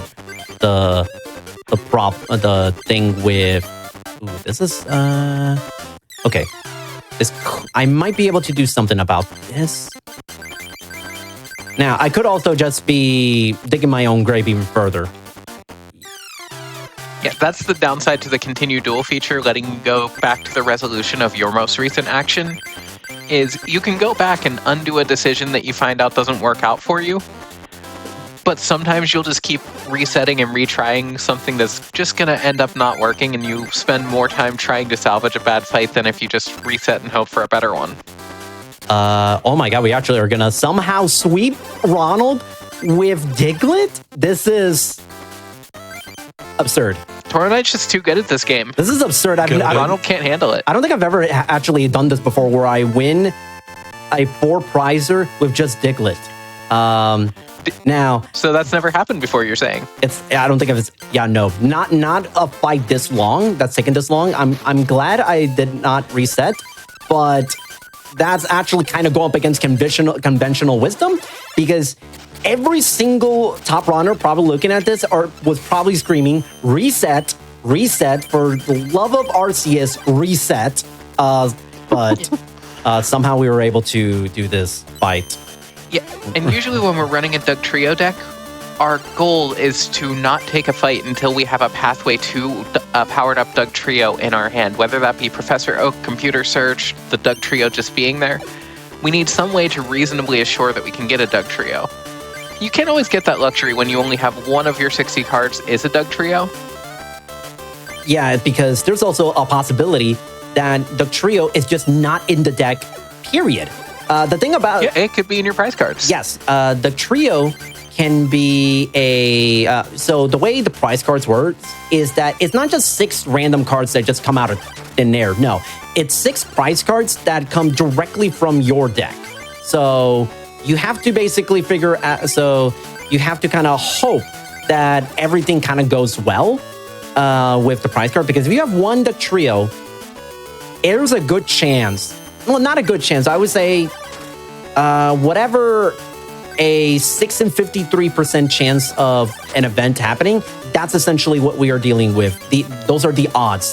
I believe like 6 in 53 in terms of ensuring that we have ensuring that the Trio is not in the prize pool. If it's in the prize pool, oh, it's not a fun time. By the way, that was Isaac. All he has are lightning type Pokemon. The Trio resists lightning. They literally could not do anything except just paralyze the Trio. So thankfully, we are done with that. That's kind of like the quote unquote boss gauntlet of the run, where you are doing nothing but bosses. Although the next one is not a boss. After this one, it's not a boss Pokemon. But she might as well be a boss because she is extremely tough. Also, this is a really funny situation here in the Fire Club. We're going up against the club leader, Ken. We're saving all of his underlings for later, but Ken, in true Pokemon tradition, being the Fire-type leader, doesn't have a ton of Fire-type Pokemon in his deck. He's got a Growlithe line and a couple of Magmars, and everything else is colorless. So we're actually coming in here. Colorless Pokemon are typically weak to fighting, which Diglett and Doug Trio count as. So we're actually hitting more of his Pokemon for weakness. And his Fire-type Pokemon take some time to build up to really be doing some damage to us here. And here we're going to evolve into Doug Trio. We still have some HP left.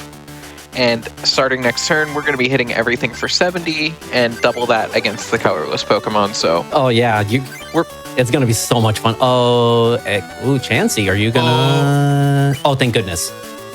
That could have potentially slowed things down so much, because Chansey has a move called Scrunch.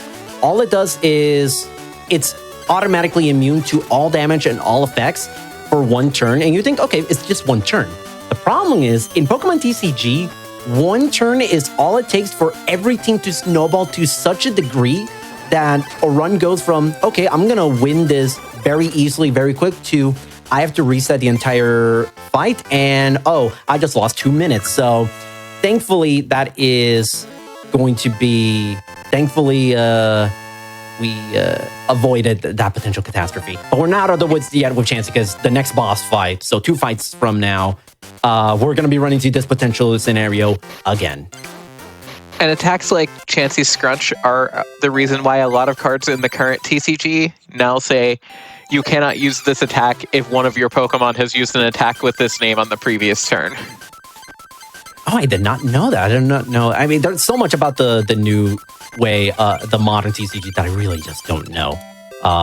There's a couple of like ways to get out of, like, for example, when you're dealing with Rhyhorn's Leerlock, there is a solution out of it that I have learned quite a while back.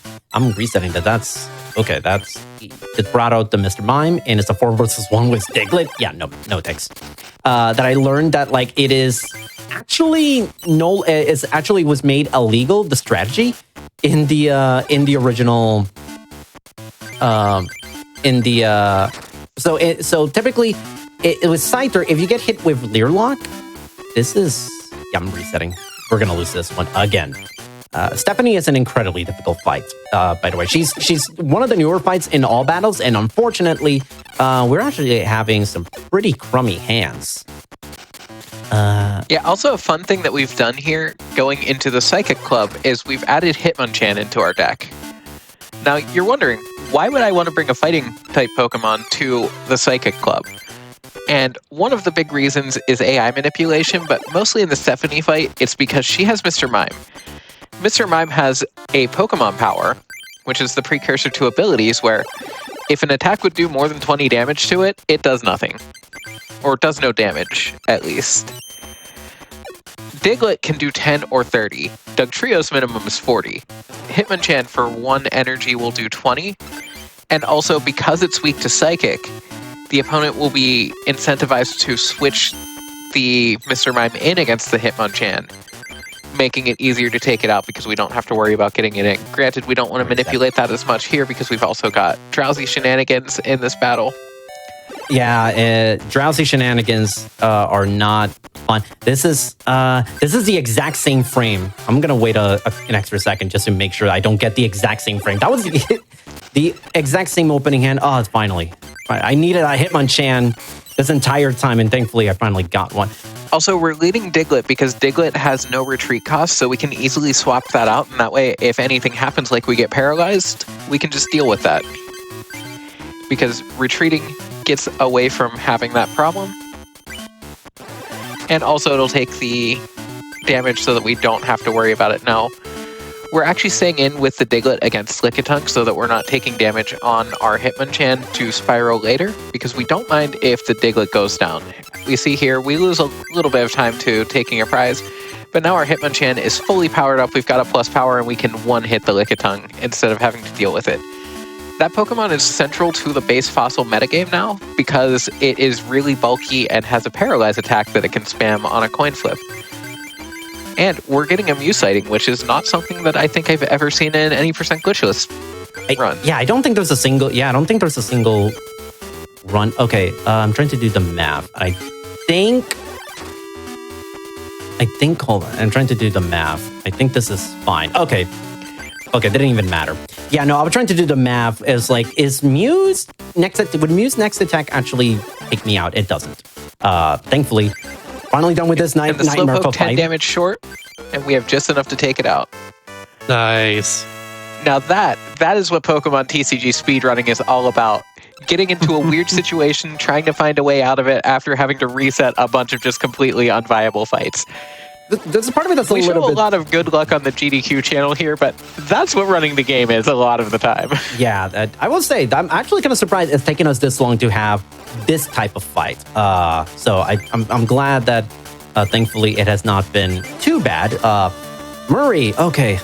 We need to talk about Murray. Murray is one of the single most annoying fights, not just from a speedrunning perspective, but from a whatchamacallit. Not just from a speedrunning perspective, but from a routing perspective. Murray, the only way to challenge Murray is to... Ooh, Kadabra. Oh, that's not great. Oh, no, never mind. We are good. I thought we were in trouble. We're not. The only way to challenge Murray is if you have 5 medals. So Murray is automatically something that you only can do in the late game, in the mid to late game. And that's unfortunate because you can do a Hitmonchan and Dugtrio strategy. How do you have a second Kadabra already up? But guess what? I have another engine removal, so he cannot attack next turn. Yeah. Kadabra for 3 psychic energy will do 50 damage to us, doubled to 100. So if we see it with 2 and we don't have a way to deal with that, then that's a reset right there. Yeah, and so the thing with Murray is that Murray, because we can do Diglett, Dugtrio, and Hitmonchan, like theoretically, there are so many fights in the game that can be beaten with just those 2 Pokemon. But the problem is, because of Murray, we essentially have now been forced to split the segments of the run where we use Dugtrio and we use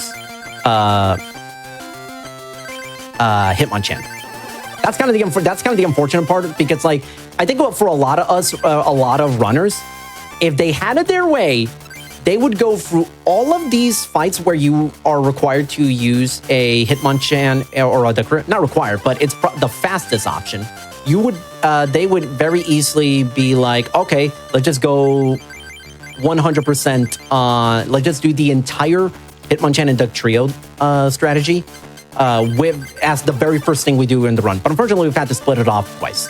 Finally. Yeah, and part of that is changing your deck is 15-20 seconds minimum if you're doing it very nicely, so we want to minimize that as much as we can. And decent Murray fight. Murray is very much a run killer here, but nothing too scary there, just stalling a little bit by throwing bulky Pokemon at us to have to punch down. And now we see Ronald number 2, and once again, unfortunately, we can't boom against him, so we're going to have to actually beat Ronald. Yeah, and this version of Ronald is a little bit bizarre. Ooh, that's really unfortunate. Come on, give me... Mysterious Fossil lead. Mysterious Fossil is an item card that basically you play as if it were a Pokemon. Your opponent doesn't take any prizes if they knock it out. It has 10 HP, and we can discard it at any point. One thing that we like to use it for, and a main reason that it's in the deck, is if we get a status condition, we can switch into a Mysterious Fossil and then discard it and bring our Pokemon back in as another way of getting out of the condition if we don't have a full heal. Okay, I kind of messed up a little bit my input, so now I am at the mercy of the RNG. Nope, we lost. That's an automatic loss. Dang. Okay, so it ultimately would not have mattered if I was able to reset before I find out the coin flip result. That's fine. But yeah, Ronald. Oh, finally, I get the Dugtrio, but no Diglett. That's great. Great. Thanks, guys. Unbelievable. And wouldn't that Diglett be so nice against this Electabuzz that wouldn't be able to hurt it anymore? Yep, exactly. Oh, there's Licky Tongue again. Great. Oh, man, Ronald just is on one. Well, to be fair, we also are having like really rotten luck when it comes to our Dugtrio count, because one Dugtrio, which is the one that we started this entire run with, is all that we have for Dugtrio, which it's not spelling disaster. Was that a Mr. Mime? That was a Mr. Mime. Great, fantastic, I love it. I have Gust, and thankfully, I'm gonna try to just take care of the Mr. Mime. Take care of the Mr. Mime before it has a chance to actually put damage on us? Yeah, pretty much. Yeah, so using energy removal, because Mr. Mime can attack for 2 energy, and if it attacks with us only having 20 HP left, we're just done for. And you'll see Tornite is also building up a Dugtrio on the bench, which will take out everything quickly that isn't Mr. Mime. Even that Doduo won't be too much of a problem for it. Normally that's a Pokemon we hate to see. Anything that's a flying type is going to resist our fighting type. So that's just not a good situation to be in. All right, Ronald, thanks. Enjoy your one free win. Now get dealt with 140 damage, which is 20 HP more than the max HP in this game up to this point in 1998. So, yeah. And a plus power to one-shot the Doduo through the resistance here. And you know what? That Tortoise is weak to fight. So you know what? Let's do that again. Let's deal 140 damage. I think I had another plus power, which I could have done 150 damage. Earthquake is commonly referred to here as the win button, because once you have your Dugtrio built up for it, you just keep clicking that button until you win. Right. We are actually I always like to say that we are effectively kind of more or less at the halfway point. And I believe for a run this long here on Hotfix, I believe we're going to eventually need to take a wee break. So I don't know, just whenever you think would be a great time for a break. This would, after this like segment of fights, we have because after this fight, we have maybe one of the funnest, maybe the funnest portion of the entire run. So it'd be a nice little treat for anybody who is interested in this game to kind of experience, because we have the Challenge Cup, which is one of the funnest parts. It has also like maybe the happiest and like most joyful music in the entire game, which we desperately need because we have this fight with Aaron, who is another reason why when I said at the start of the run, every single unique deck in the game. This is he and Ronald are the two reasons why it is like that. Because Aaron has 3 different decks throughout the game. And perfect, we have a trio. Let's see. I just really hope he does not have plus power, because he can have plus power. He doesn't. Okay, we basically win. Yeah, Machop with A plus power just knocks out a Diglett with no option. But now we've got Doug Trio, so even if he had more Pokemon, we wouldn't have any problems here. All right, we have one more fight, and we're done with this like super annoying, really... Wait, was that Coliseum Pack all energy? Yep, that's also the cool thing about Aaron's deck is that... that's a 5 versus 1. No, thank you. Oh no. 5 versus... That's a reset. That's a reset, and this is the hardest version of Aaron, the Grass and Psychic deck. This also is probably a reset. That's a reset. Yeah, that's a bird. We're not good for birds. Oh yeah, by the way, everybody, don't you just love Farfetch, the Grass and Psychic type Pokemon? Yeah, that's always great. I mean, it has a leek. That's a plant. That's kind of like grass type. That's close enough. Come on. I can't do anything with this, fortunately. That would have been literally any other Pokemon that Aaron sets had brought out. I hate the Aaron menu input because it's a triple input and we are constantly matching A and B. And it's very easy to accidentally... I still have to double colorless energy all the way from that time ago. Are you kidding me? This has never happened. Yeah, you never took that out of the deck. Okay, we're gonna ignore the double colorless energy, but here's the problem. Why is Farfetch all of a sudden just now spammed? I'm pretty sure this is going to be a reset. I think this is Farfetched again. No, it's Abra. Abra and Drowsy. And an unnamed Pokemon in the back. Execute. Okay, I know what I'm gonna do.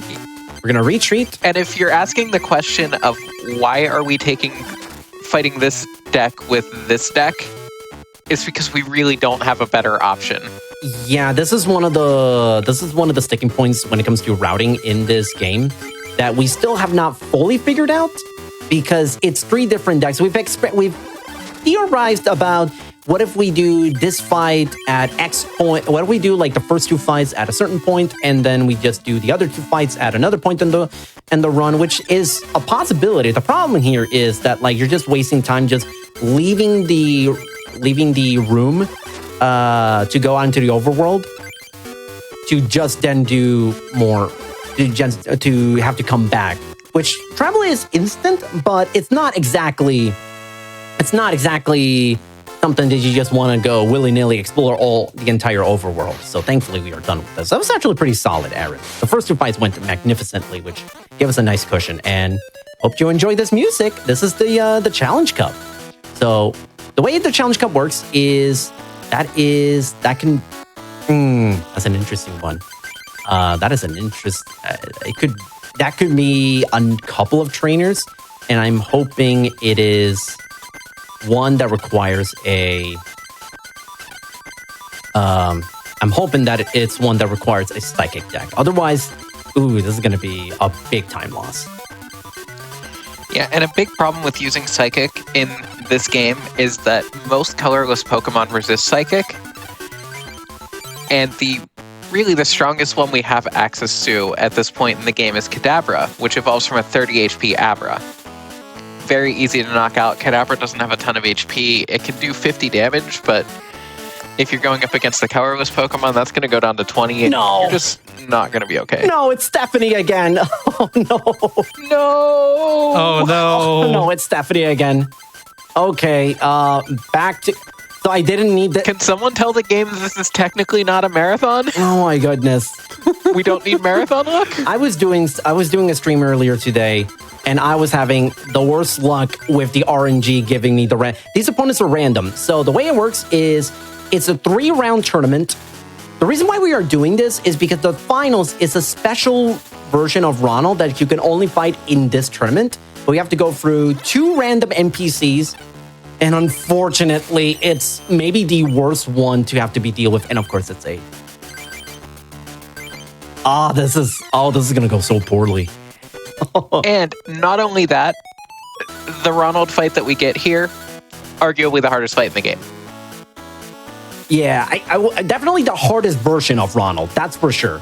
We're still not done with the worst fights in the game. That's much later. Okay. Diglett and Hitmonchan, where were you? 4 versus 1, but this is one of those take what you can get, what you get. Because thankfully, honestly, at this point, it's the Leaky Tongue that's kind of more of a concern, just for paralysis. What do I... Okay. Okay, Slowpoke can be taken out in 1 hit, so I'm not concerned about that. Energy removal now kind of makes it a little bit of a concern.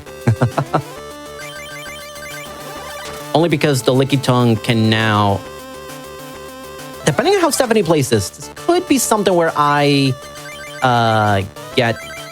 could potentially get stun locked into being in KO range. We do at least have the 1 full heal, which will be okay. Ooh, okay, so this is great, another Mr. Mime, so Hitmonchan needs to live. I think this Mew is a very special Mew. This is a special promo variant of Mew that also has a very unique Pokemon power called, I honestly forgot what the name of it. It's not something that comes up very frequently, but it is a, I don't have plus power grade. It's a special Pokemon power that nullifies all damage done by Pokemon from your opponent that are in its evolutionary stage. So that kind of that's kind of pretty annoying to deal with. So Ductrio is utterly worthless against that Mew. But thankfully we are done. We're done with the first round of the Challenge Cup. That was the first round. I'm hoping Sheesh. that the next opponent is going to be fine. Kristen, you know what? Yeah, let's keep this deck. It's not ideal, but I want to go for Hitmonchan. Okay, perfect. Shoutouts to Welsh RTA, the current world record holder of this category. I was the former world record holder. One day I will take back my world record. He loves doing this fight with Hitmonchan, because theoretically it is possible to win this fight with Hitmonchan. It's just a little bit cumbersome, and it's not even the fastest theoretical way to go about doing this fight. If you get a Ponyta and you go up against a like Bellsprout, it actually has the ability to potentially... Okay, that's really bizarre. So I'm hoping that the confusion... No, doesn't work. So we have Professor Oak, so I can just... Oh, I have Pokeball. Okay, this is a great time to showcase. So, yes, okay. So, that coin flip went Tails. It will always be Tails because the RNG is basically locked into that. However, if, as Autumn alluded to much earlier in the run, if you do something to kind of re-roll the RNG, like say do another coin flip or shuffle the deck, the RNG re-rolls. So knowing that coin flip was going to be Tails, what I did is I used the Pokeball Trainer card to effectively eliminate or waste away that Tails coin flip and re-roll the RNG again. There was an old schoolyard rumor, because this is a Gen 1 game, and of course it always there were plenty of rumors about stuff that doesn't make sense. The rumor with this game is that if you hit the coin flip, if you press A when you're doing a coin flip, and on a certain frame, that it will always go heads. Like, for example, like the first frame that you see the Pikachu head kind of pop in as it's like being flipped around, like it'll always go heads. I'm here to tell you that's false. And It's the equivalent of the up B trick in Red, Blue, Yellow. Yes. Might have to reset because this is not an ideal. Yeah, this is not an ideal. And thankfully, we have 4 Dugongs. So it's just a matter of. We hate to see Kangaskhan on the opponent's side because it's a very slow card. It has 90 hit points, so it takes a while to knock out, especially when Seal's only doing 10 damage to it. And for 1 energy, it'll draw a card every turn. So that gives Ronald more options to use against us and takes time to draw the card. And this game loves giving a bunch of random trainers Kangaskhan. And oh my god, this is like the worst kind of RNG stall fest. But I have the Dugong, and I don't want to waste it away. So I'm just going to hope that Scrunch does not do a ton of damage, or that alternatively that Ronald adds a 5th Pokemon to the bench, and never mind. So that I wouldn't have to potentially encounter Chansey. Never mind. We have to fight Chansey. Graveler. Ooh, that's one I was not expecting, but that's still fine. Graveler at most can do 40 damage, and I have with me a plus power, which means I can knock out the Dugong, the Graveler in 1 turn. Let's see, Rock Throw, not what we'd like to see. Plus power. All right. Yeah, this game really is Dugong's greatest chance to shine in the series, I think. Yeah, As for 3 energy, it does 50 damage, and nothing in the game resists water. Yeah, that's actually the really funny thing. Nothing resists water in this game, which is kind of funny. Like not even like fellow water types. Not even fellow water types can. I don't know if water. any card has ever existed that's resisted water in this game. Like in the trading card game of real cards. Yeah, I am not super familiar with the TCG past 2001, so your guess is as good as mine. Yeah, I definitely don't know the whole series, but that's a fun thing to do some research on. All right, so this is here comes the meme fight. Okay, so this is Imakuni. Imakuni, the best way we can describe him is he is essentially this game's version of Tingle. He is also a boss, believe it or not. He is actually a boss fight in this game. And he has a signature card, which is it contains the best flavor text, in my opinion, in all of card games. Not just in Pokemon, in all of card games. And I'm hoping that he pulls it out. Oh, that's dicey. Farfetch'd, our old nemesis. The Farfetch actually isn't that big of a concern because I think I had a Defender, so I would be able to live it. It's the lack of Kadabra. Oh, there we go. This is what I wanted. Yeah. 1-on-1, much better. Ah, perfect. And the Imakuni card comes out. Okay, I know we're in... So he just confused his own Pokemon. Okay, I know we're in the middle of a speedrun. We have to read the actual card. We gotta read. Oh, absolutely have to. Yes. 100%. Okay, this is what it reads. The flavor text. Your active Pokemon is now confused. That's right, your own Pokemon is confused. Imakuni wants you to play him as a basic Pokemon, but you can't. A mysterious creature not listed in the Pokedex. He asks kids around the world who is cuter, Pikachu or me. Now, the fun little trivia surrounding this game is that Imakuni is programmed to automatically play his signature card the moment he adds it to the hand. Like he is bound by the universe to automatically play the card that actively hinders his own Pokemon. In fact, the way Confusion works is if you flip a coin if you want to attack.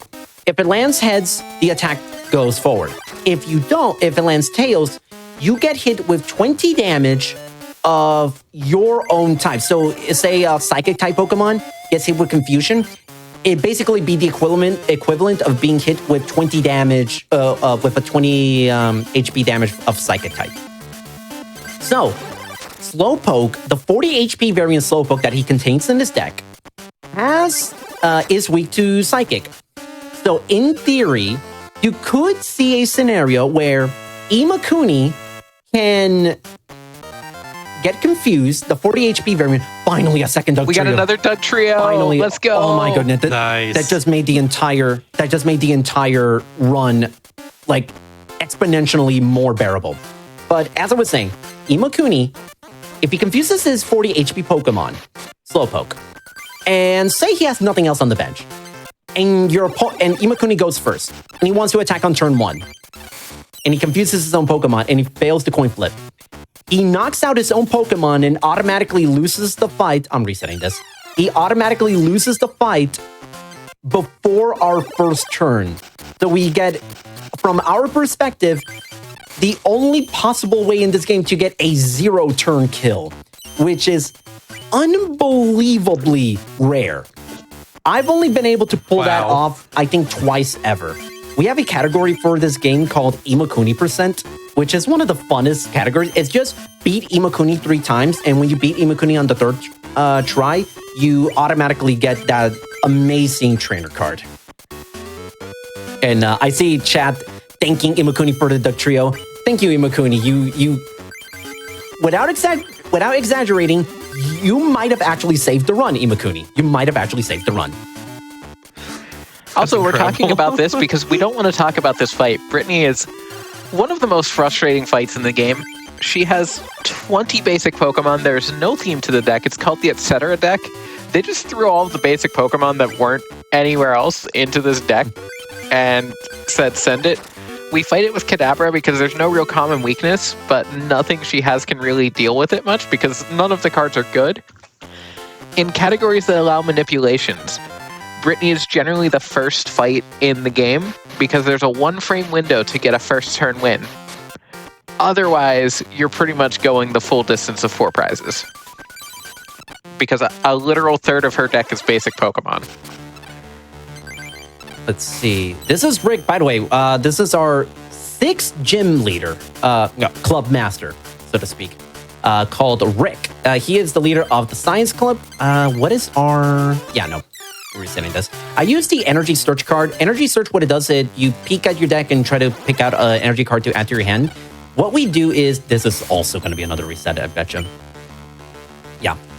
What we do is, with Energy Search sometimes is that we just scout out what's going to be the next few cards in our deck. Mainly because the way searching for your deck works in this game, you can... Oh, perfect. It basically goes through the deck in top to bottom in order of what comes next. So basically, the first 5 cards that appear when you're searching through your deck, those are going to be the next 5 cards that you pull off. So you do a quick energy search and you effectively figure out, okay, this is going to be the next few cards. This is how I'm going to plan things accordingly.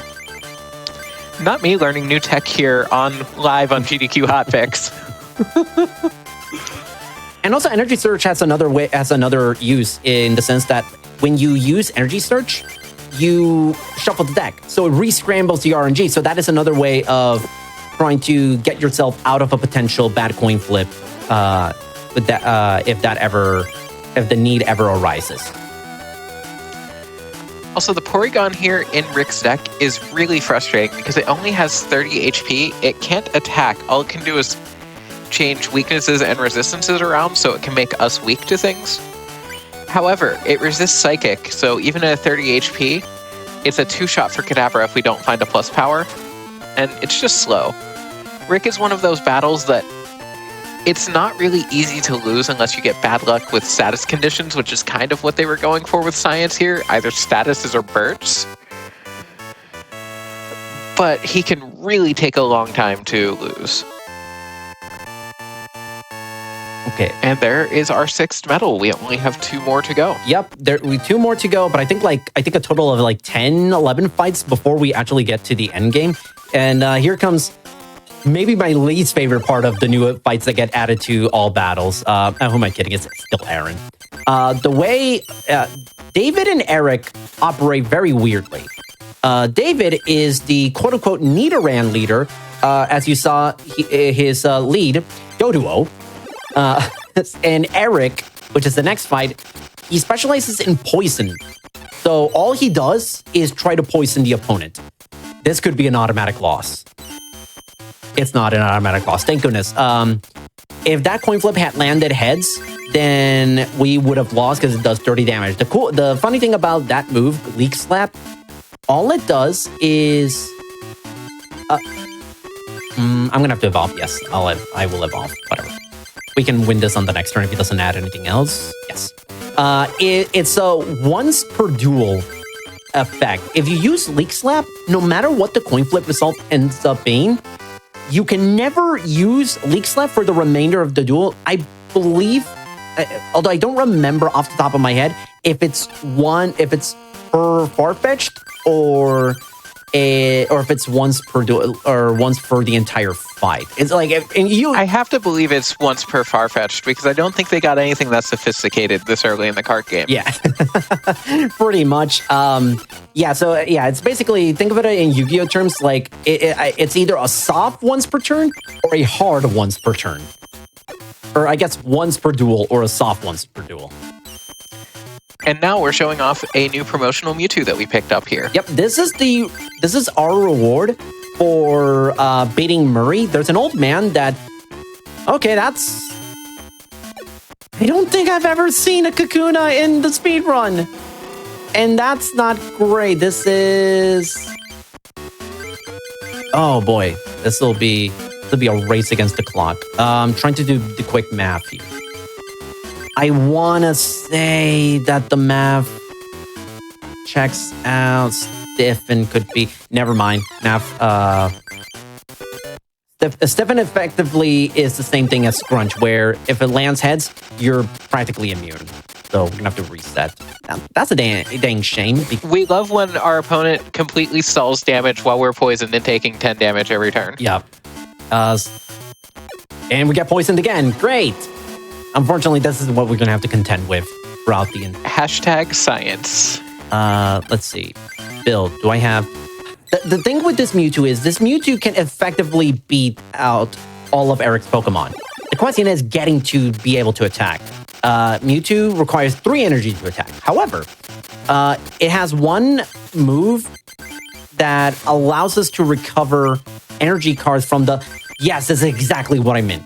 Okay. If by doing this, we automatically... we can acquire energy cards from the discard pile. So the strat with Mewtwo is we try to hope to get something that basically allows us to discard cards from the discard pile, and we use the energy absorption to recover some of those lost cards. And instead of waiting 3 turns to attack, we can attack on the second turn. And believe me, that makes a world of difference when it comes to Mewtwo, especially when we only have 1 copy. And I'm gonna pray to Arceus that we can have this something similar, because Mitch is an extremely punishing fight. Yes, perfect. Yeah, if you can remember, about an hour ago, we were talking about how we had to track down his minions to unlock the ability to battle him, and we're finally paying that off here. Yeah, and thankfully, okay, what are the odds that we're not going to draw? Okay, never mind. I was about to say, what are the odds that, like, we draw 7 new cards in, like, I don't know, 50 card, in, like, at this point, like a 50 card deck, that we end up just, actually, no, it's, like, closer to, like, 45 cards, I think. I mean, if you had gotten the sentence out before you did it, it would have been a 100% chance to not draw any energy. Oh, yeah, for sure, for sure. All right. Oh, thank goodness. Mitch is one of those fights that, with the Mewtwo strat, it can go relatively well, but if you just get really unlucky draws, it can go very, very poorly. Okay. This is another new fight in the All Battles category. Let's count. Okay. This is called the Ghost deck. Let's count how many quote-unquote ghosts he actually plays. Because... we were arguing pre-show on whether Ditto counts as a ghost. So chat, can Ditto count as being kind of a ghost, as from Pokemon from only Gen 1, the only other thing that could be a ghost, or am I just grasping at straws here? Okay, how about Chad? Is Meowth a ghost? Quick, is Meowth a ghost? Okay, I can't argue that one. yes? Meowth is not a ghost Oh. yet. Mm-hmm. Unfortunately, the thing with this, normally I would try to go for a psychic deck to be able to combat this, but Meowth resists. This is very ideal. This is actually really good. Normally we would try to go for a psychic deck because Zubat and Ghastly are weak to psychic. Unfortunately, there's Ditto. Unfortunately, we don't have the luxury of not having to face Meowth and Ditto. There it is again. And they resist fighting. They resist, not fighting, they resist psychic. So unfortunately, that's something that we have to contend with. Wow, you really want to do this? You want to play this game? Okay, that's fine. That's fine. Do I have another plus power? I don't. So, say hi to Magmar, who will obliterate Hi, Magmar. Who will obliterate this deck. And that's kind of the Magmar's thing is for 3 fire energy, it does 50 damage and discards 1 of the energy. And when we have so much energy in our deck, that's not really a big problem. Okay, we got the evolution cards. We actually didn't talk about Blastoise spotted. Yeah. We actually didn't discuss a whole lot about the booster packs. Booster packs are separated into 4 categories, into 4 different booster packs, I should say. Coliseum, Laboratory, Evolution, and Mystery. And we want to try to always go for Coliseum. Every trainer has their own designated booster pack, so it's not like it's RNG. But the name of the game is to try to get a lot of the Coliseum booster packs, just so that we don't have to, just so that we can get a lot of the good cards that will help us throughout the speedrun. Coliseum are the booster packs that has stuff like the Trio and Hitmonchan and Electabuzz and Scyther and Plus Power and Computer Search. And unfortunately, I could really go for a Computer Search right about now. Yeah, and then Evolution has double colorless energy and like one other thing, and the other types, I can't even think of a single card that we care about in them. Yeah, I think, trying to think. I think Evolution has Pokemon Trader, which is kind of a rare card to encounter, but it's a very useful card. It's kind of as the name implies. You trade a Pokemon from your hand and you search for another Pokemon in the deck, which is pretty darn good when it comes to trying to search out for those pesky duck trios that are so great. Also, there's a fun possibility with an opponent later in the run who uses Pokemon Trader that can use it to strictly worsen their position in the battle. Yeah, this is, the AI sometimes operates a little bit bizarrely. But, you know, sometimes bizarre is a little good, especially in a speedrun, because sometimes they can definitely be a big help to us. We're actually... And plus, like, it's a miracle that they managed to get a faithful rendition of the trading card game running on the Game Boy Color. Like, absolutely shout out to the dev team for that. Yeah, no, like, and it's not just like it's not even like a bare bones type of deal with this game. Like, there's a lot of love and a lot of care put into this. The music is great. The visuals are fantastic for 1998. The sprite art is beautiful. Like, the way that they've been able to do this. Oh, hi, Vileplume. Also, wow. Also, why? Like, actually, you don't see that every day. Thankfully, that was actually a good thing. A lot of these grass type, or more specifically, Kristen and Nikki, if they happen to have the Pokemon Breeder card and the ability to super evolve, which is what Breeder does. It goes to, so basically an Oddish can automatically turn into Vileplume without needing to turn him to Gloom. They will go into that. The funny thing about it is the game is... The funny thing is they will do that without actually thinking, oh, wait a minute. I can't attack now. I can attack with Oddish. I can't attack with Bioplume because higher stage Pokemon require more energy cards, and I don't have, and I did not do the proper setup. So it's always funny whenever the AI does that. Kristen, the opponent that we fought right before Nikki, she does the same thing with Bulbasaur and evolves it into Venusaur.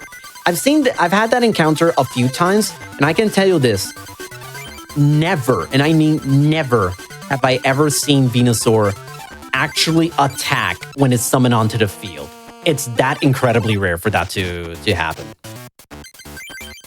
Also, now we have all 8 of the medals, so we could go challenge the Dome, but because this is all battles, we have to go take out the Fire Club. Yep. And these are battles that in any percent glitch list you will never, ever see. Oh, yeah, for sure. And these are actually not difficult fights. The annoying thing is that if you don't have a good opening hand, or you encounter stuff like Doduo, which just has a bunch of cards that will waste away time just by constantly flipping coins.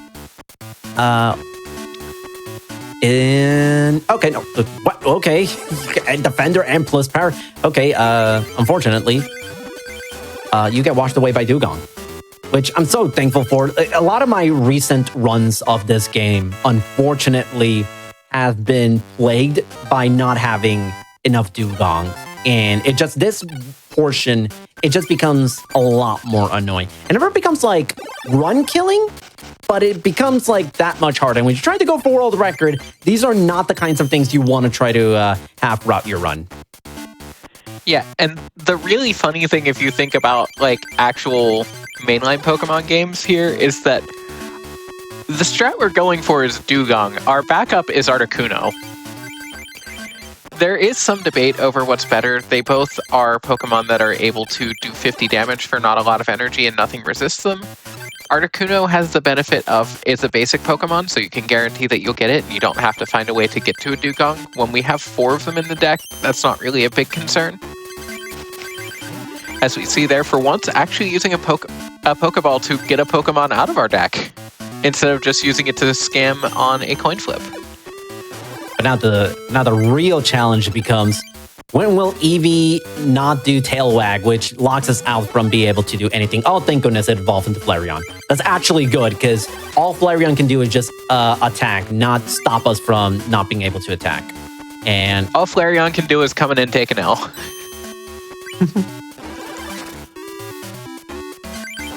All right. Yeah, because we can one-shot the Eevee as long as it doesn't prevent us from attacking it, which fortunately it wanted to do damage, so we're able to get through the Atom fight here. Okay, Coliseum final, the second to last Coliseum packs, and they're duds. Unfortunately, they... Also, one thing to note about the booster packs is there is a slight... I'm losing the word, but there's a slight preference in the packs that will lean toward it being more likely to be the type of the gym that you get them in. For your rare, at least in the pack. I'm resetting this because the trainer counts are not super hot, and Jigglypuff has the ability to add more stuff to the bench despite not having Pokemon. Yeah, Jigglypuff, much like the Krabby that we didn't see earlier, has an attack where it can summon more Jigglypuff, and the opponent loves to get more Pokemon to waste our time. Ooh, that was unfortunate. This is going to be quite annoying. Jonathan is probably the most annoying out of 3 fights because he's got... His deck is called the Reshuffle deck. That's a 4 versus 1. We are not taking that. It's called the Reshuffle deck, which I guess the gimmick is like turning things around, whether it's like shuffling energies or shuffling your opponent's hand. I'm just gonna allow this Pidgey to be able to take out the Mysterious Fossil, which effectively serves as a shield to protect us. Get some F's in the chat for that fossil there. Thank you for your service. Very much so, because now Dugong is primed and ready, and he's gonna take out everything. Oh no, you use energy removal. If only I had another water energy.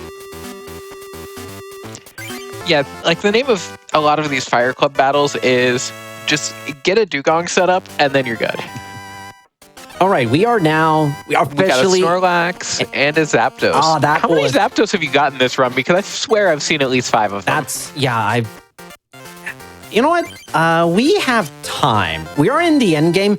Let's just see what our booster packs. We get free booster packs by achieving certain milestones throughout the game. Let's just go for all of them. We still got. Hopefully, this doesn't potentially ruin us time-wise. I mean, it's fine. Not the end of the world. And there are Coliseum booster old packs. Strat we used to have here was there were actually algorithms that if you open packs in a certain order, you can guarantee certain results. That Hitmonchan's pretty nice, but not what we're looking for here. Yeah, that Hitmonchan's a little bit too late. The Articuno, I think... But it's like you look at a couple of factors of RNG and then open specific numbered packs in a specific order and you'll get the card that you want. But we've kind of stopped doing it because even, like, at best, you're kind of throwing a minute into that, and the route has gotten good enough in this game to where you don't really have that minute anymore. Yeah. Unfortunately, a lot of the booster packs that we got were not great. I think we got an extra defender, but I don't need it that badly.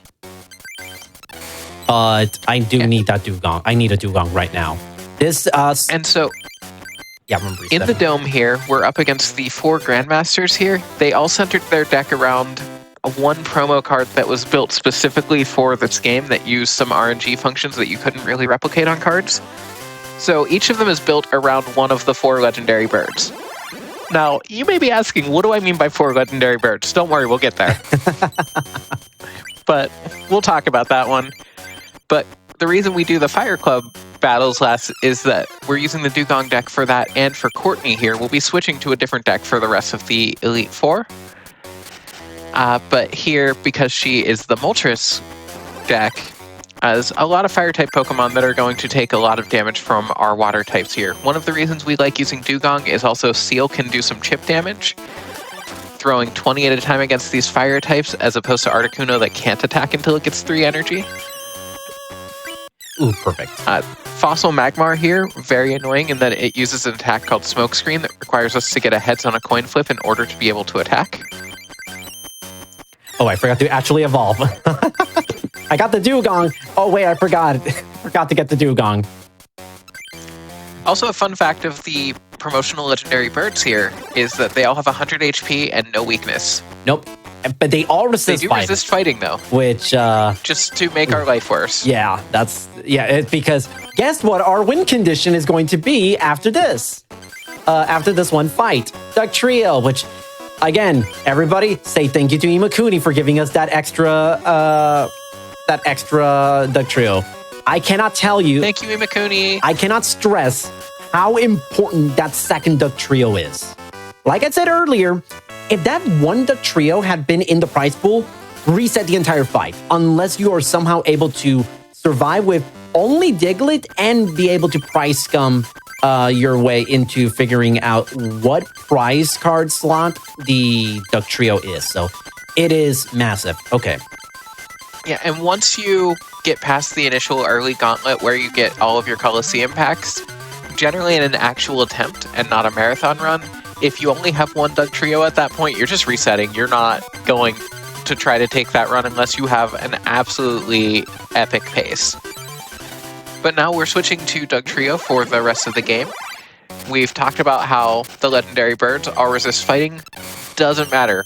Even after resistance, we're still doing 40, so they're a 3-shot.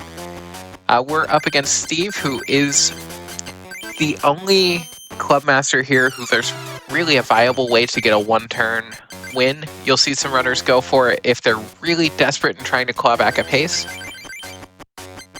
But also, Steve is built around the legendary Zapdos card, which, when he plays it, it will do 30 damage to one random Pokemon. Might be one of his, might be one of ours. So...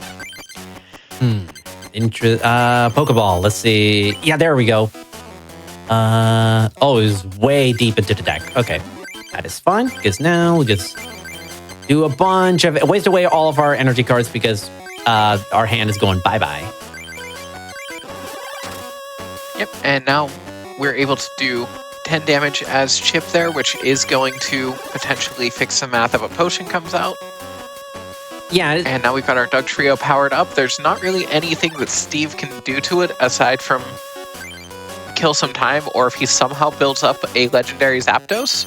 but even then, at this point of the run, at this point of the fight, he's not going to have enough time because I have Gust of Wind, which is great. Oh, hey, there's the second Duck Trio. And also, Thank you, Imakuni. and also the Thank you, Makuni. and also the Steve doesn't really do a whole lot of setting up with the when it comes to the AI, when it comes to the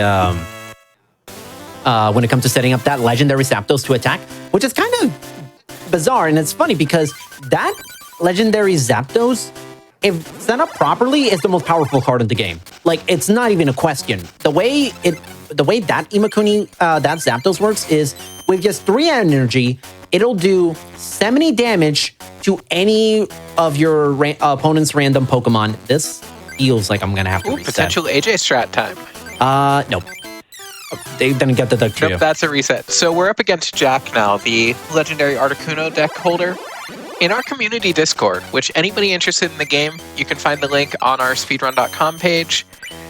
We have a channel called I Lost the Run To.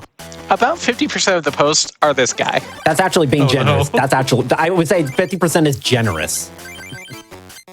Yeah, I would agree with that. Jack is the run killer. Yeah, Jack is, Worst fight in the game. he possesses every single bad quality in an opponent when it comes to speed running. He has tanky Pokemon like Chansey. He's got heavy hitters like Articuno and Lapras. Yeah, we're gonna have to. Well, no. Which not only are heavy hitters, but also are tanky. Yes. Do I wanna? Yeah, why not? Hope that I can get the Duck Trio. No, that's a reset. That's unfortunate. It always feels bad when your route to get a Doug Trio is a Professor Oak because it's not guaranteed. But you've got to at least go for it. Yeah, and Okay, we've got a Pokeball and an Oak, so there's a prayer of a chance of it. this is a little bit dicey because I don't have a way to either heal or. So my hope here is that I can. Oh, there's the. By the way, that's the legendary Articuno that just popped up for 2 frames. When it's played on the Yeah, field. when it comes to Oh, go ahead. when the legendary Articuno comes into play, it's a coin flip on a heads. Our active Pokemon is paralyzed, and there's nothing we can do about it. Ah, beautiful. We got 2. We got 2 Duck Trios, both Duck Trios in the deck. Easy every time. Absolutely. Okay. What is our... Okay. Nothing is going to... The reason why I'm not evolving right now is because he technically has a second Articuno, and that could also potentially hurt us. Okay, it's... Yeah, he just, evolving a Pokemon in this game, if you have a status condition, will clear it. So we'll often delay evolution if there's a chance that we could get statused, so that we have a way out of the status condition if it's not going to cost us an extra turn. And there we go, using Gust of Wind to bring in that Chansey just to get it out of the way. all right, now, ideally... And right now, we're just clicking the win button. Yeah, ideally, I would rather have... I would love to have 2 plus powers. Wait, do I... Well, I don't even know if I have 2 plus powers to begin with. In remaining the deck. Because one of them could very well be a prize card. Yeah, and one of the other skills in this game is, like, we saw we have a plus power there. We had a Professor Oak. There are times where in trying to get 1 more plus power, the most powerful card in the game, in order to cut down a turn, where you can dump a minute into digging through your deck looking for the plus power, not get it, and be in no better of a position and just take in a massive time loss. And the high-end part of this game is so RNG heavy, but the ability to make the right decisions and the right calls in your situations and what you gamble on is a huge factor. And now we're on to Rod. Rod has the 4th legendary bird, Dragonite. We very rarely see Dragonite come out because it's a 3rd stage and not a basic, so he can't cheat for it. Rod also has a fun fact. He has Pokemon Trader. He only has fire energy in the deck, so anything that uses other types of energy, because he has all of the evolutions, or No, I'm thinking of the wrong deck. Yeah, on yeah, that. no, don't worry. That's a spoiler. If anything, that's a spoiler. Don't worry. We will get there. Yeah, Rod is only water energy. I get always mixed up by the Charmanders and think it backwards. Yeah, which you would think. Wait a minute. What's that funny business with that of Charmander using water energy? The reason why is because when it fully evolved into Charizard, it has a special ability that converts all types of energy cards into fire energy. Like, they don't physically turn into fire energy, they just act as if they're fire energy. And if it gets to the point where you see a Charizard out and it has the ability to attack, run. Because that Also, thing... Dratini with a double colorless energy is scary, because if it has time to evolve into a Dragonair, that is an attack that does 2 coin flips, which is slow, and it does 30 for each head, so that can escalate very quickly. Also, in my defense, on the wrong answer there. Rod and Ronald have very similar names and bad decks, so... Yeah, pretty much. And so spoiler on the next fight, it's Ronald one more time. I mean, look, if you played a Generation 1 game, you saw this coming a mile away. You knew it was going to be Ronald. Like, that's how Pokemon works. That's how Pokemon in Generation 1 work. It's gonna be your rival. Now, Ronald, as Autumn alluded to earlier. Ronald has 2 copies of all 4 legendary Pokemon. Now, I want you guys to follow my logic for a second. Zapdos requires lightning energy. And Articuno requires water energy to attack, okay? That seems pretty straightforward. Moltres requires fire energy to attack. Again, seems pretty straightforward. What if I tell you that Ronald doesn't have a single water or lightning energy for the entirety of his deck? Why is my controller was just acting a little bit weird just now? Come on, controller. You're fully charged. We're almost there. You got this, controller. Come on, we're almost. Okay. This is getting a little worrisome. My controller just does not want to respond. We are almost there, buddy. I don't know what is up with. I believe. Let's go. Come on, controller. So here's the Zapdos coming into play that does. Oh no! Come on. Oh no! What is going? There we go. Okay. The Zapdos chose to knock out the Diglett on our bench through RNG. And no, oh my god, that's so incredibly lucky. Okay, we survived the monstrosity that was Zapdos. And a clutch energy removal to take a double colorless off of a Dratini before that can be a problem. Now we've got a Zapdos that will never be able to attack us, so that is beneficial. Now, a fun thing about Ronald, if you remember back when I was talking about how gym leaders cheat to make sure that they have 4 Pokemon early in their deck, we're past the point where it would matter, but Ronald does also have Pokemon Trader. If he gets it, he is incentivized to try to trade for a Flareon for no real reason that we can understand. Yeah, that's a little bit weird. But if he does that, he shuffles his deck so actually undoes the cheat. Oh. And it's just a fun little piece of trivia that doesn't come up often, but it's fun when it does. I'm going to have to... It's... All right, folks. Heart of the Cards time. Duck Trio. No, but we have another... Oh, okay. But we have Gust of Wind, so... We can take out the Eevee. All right, Heart of the Cards... And then we just need better RNG now. Yep. Okay. Heart of the Cards, one more time. There we go. Heart of the Cards, baby. They were right next to each other. Oh, that's doubly insulting. TCG gonna TCG. There we go. Just one more hurdle. Just try to take out the... And double plus power to save a turn here. You love to see it. All right, this is... Oh, this is bad. This is bad.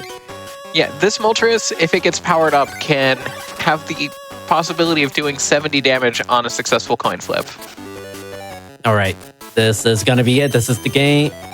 Okay, no, hold on. We have a defender. I can I can get out of this. I can potentially. We also have a Pokeball if you want to try to fix that flip. I don't want to potentially run the risk of there just being a bunch of consecutive coin flips.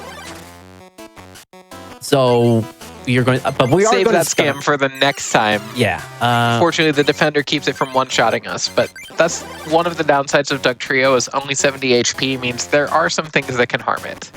Let's see. We win. Oh, thank goodness. Woo! All right. That's that. Of course, in true marathon fashion, Ronald decides to be a jerk about it and wants to kind of make this a little bit more stressful than it needed to be. We had the Pokeball that could have potentially saved our butts by re-rolling the RNG, but yeah, this is it. We beat Ronald, and we get our prizes. We get one copy of We get all of all them. 4 legendary birds. And that will be timed in about 5 seconds-ish. After it'll be on the first white screen after we get for the final text box. And that'll be time in 3, 2, 1, time. Woo! GG. Okay, GG Tornite. not bad. Not bad for a marathon run, especially with a lot of cursed stuff going into throughout the run. One Duck Trio for the majority of an all battles run is especially unlucky. So I'm actually glad that we were able to kind of survive that. And thankfully, early game was decent. Early game was decent. Stephanie, on the 2 occasions we have to fight her, because again, Challenge Cup is completely random. So we just happened to get like the worst possible luck with opening the tournament with Stephanie. But oh man, that was a lot of fun. This category is like I said at the start, is my passion project. It's my baby. I wanted to have another completionist type of category for this game, and I'm so glad that even some of the top runners have, they've been enjoying running this category. It's quite a gauntlet to go through because, I mean, like I say, you go from like mid-20 something fights all the way to like 46 fights. That's not something easy to. That's not an easy thing to go through mentally. Like me personally, when I stream, I can probably only muster up 2 full all battle runs in one sitting before my decision making, my judgment, my mental stamina just starts taking a nosedive. But either way, like the couple of runs that I'm able to execute throughout this for this category, it's so much fun. It allows you, it incentivizes you to do a lot of research to be able to think of fun little routing strategies. That's the cool thing about Pokemon TCG. Because everything is kind of open world, quote unquote, and travel is instantaneous, it opens the door to a lot of routing experiments. And, for example, like a few months ago when I had the world record and Welsh RTA, the current world record holder, our PBs were like separated by like something like 20 seconds, 20, 30 seconds or something like that. And you look at both of our routes at that time, they could not be any more different. So it's a really cool thing to be able to experiment. And by no means is this route like the best route possible. This route can always change. And of course, I'm doing a marathon safe route. So like, for example, like Amanda, the one that we have to go add in a Charmander for a water club fight. That's actually the very first fight in the former world record route. And I think also in the current world record route, just because I just want to try to see if we can get that fight on the right frame to get a quick 1 or 2 turn win. But yeah, no, this game, I'm happy that this game has gotten a lot of love as a speed game over the last year or so since this game got ported to the Switch. It's been on here. It's been on GDQ Hotfix a few times. Shout outs to Pinecone606. She ran this game at Frost Vitalis earlier this year, and also on Hotfix, I think a month ago, like a month or 6 weeks ago. With much better Doug Trio luck than we had here. Oh, yeah. I think she had 7 of them by the end of it. I cannot. 7. Yeah, and it's funny. Sheesh. It's funny. We actually had a race. 00AJ, who's number 3 on the leaderboard, Pinecone, and myself. We had a race not too long ago. And Pinecone, I think, got like 6 Duck Trios by like the end of the 5th fight. which is like a level of like incredibly good luck that not even I, who has speedrun this game hundreds and hundreds of times, I have never been able to achieve. Not even once. And I'm so glad that, first of all, thank you for the GGs, everybody. This will not be the last time you will see Pokemon TCG this weekend here on GDQ. I will be running this game for GDQ's Latin American Heritage Month Marathon. I'll be running this game on Sunday. However, this is the fun little twist. It's a bingo run. And Pokemon TCG Bingo, which I sort of helped, or I can't be given the full credit for making the bingo board because the idea of Pokemon TCG Bingo has been around like before my time, since I started running this game.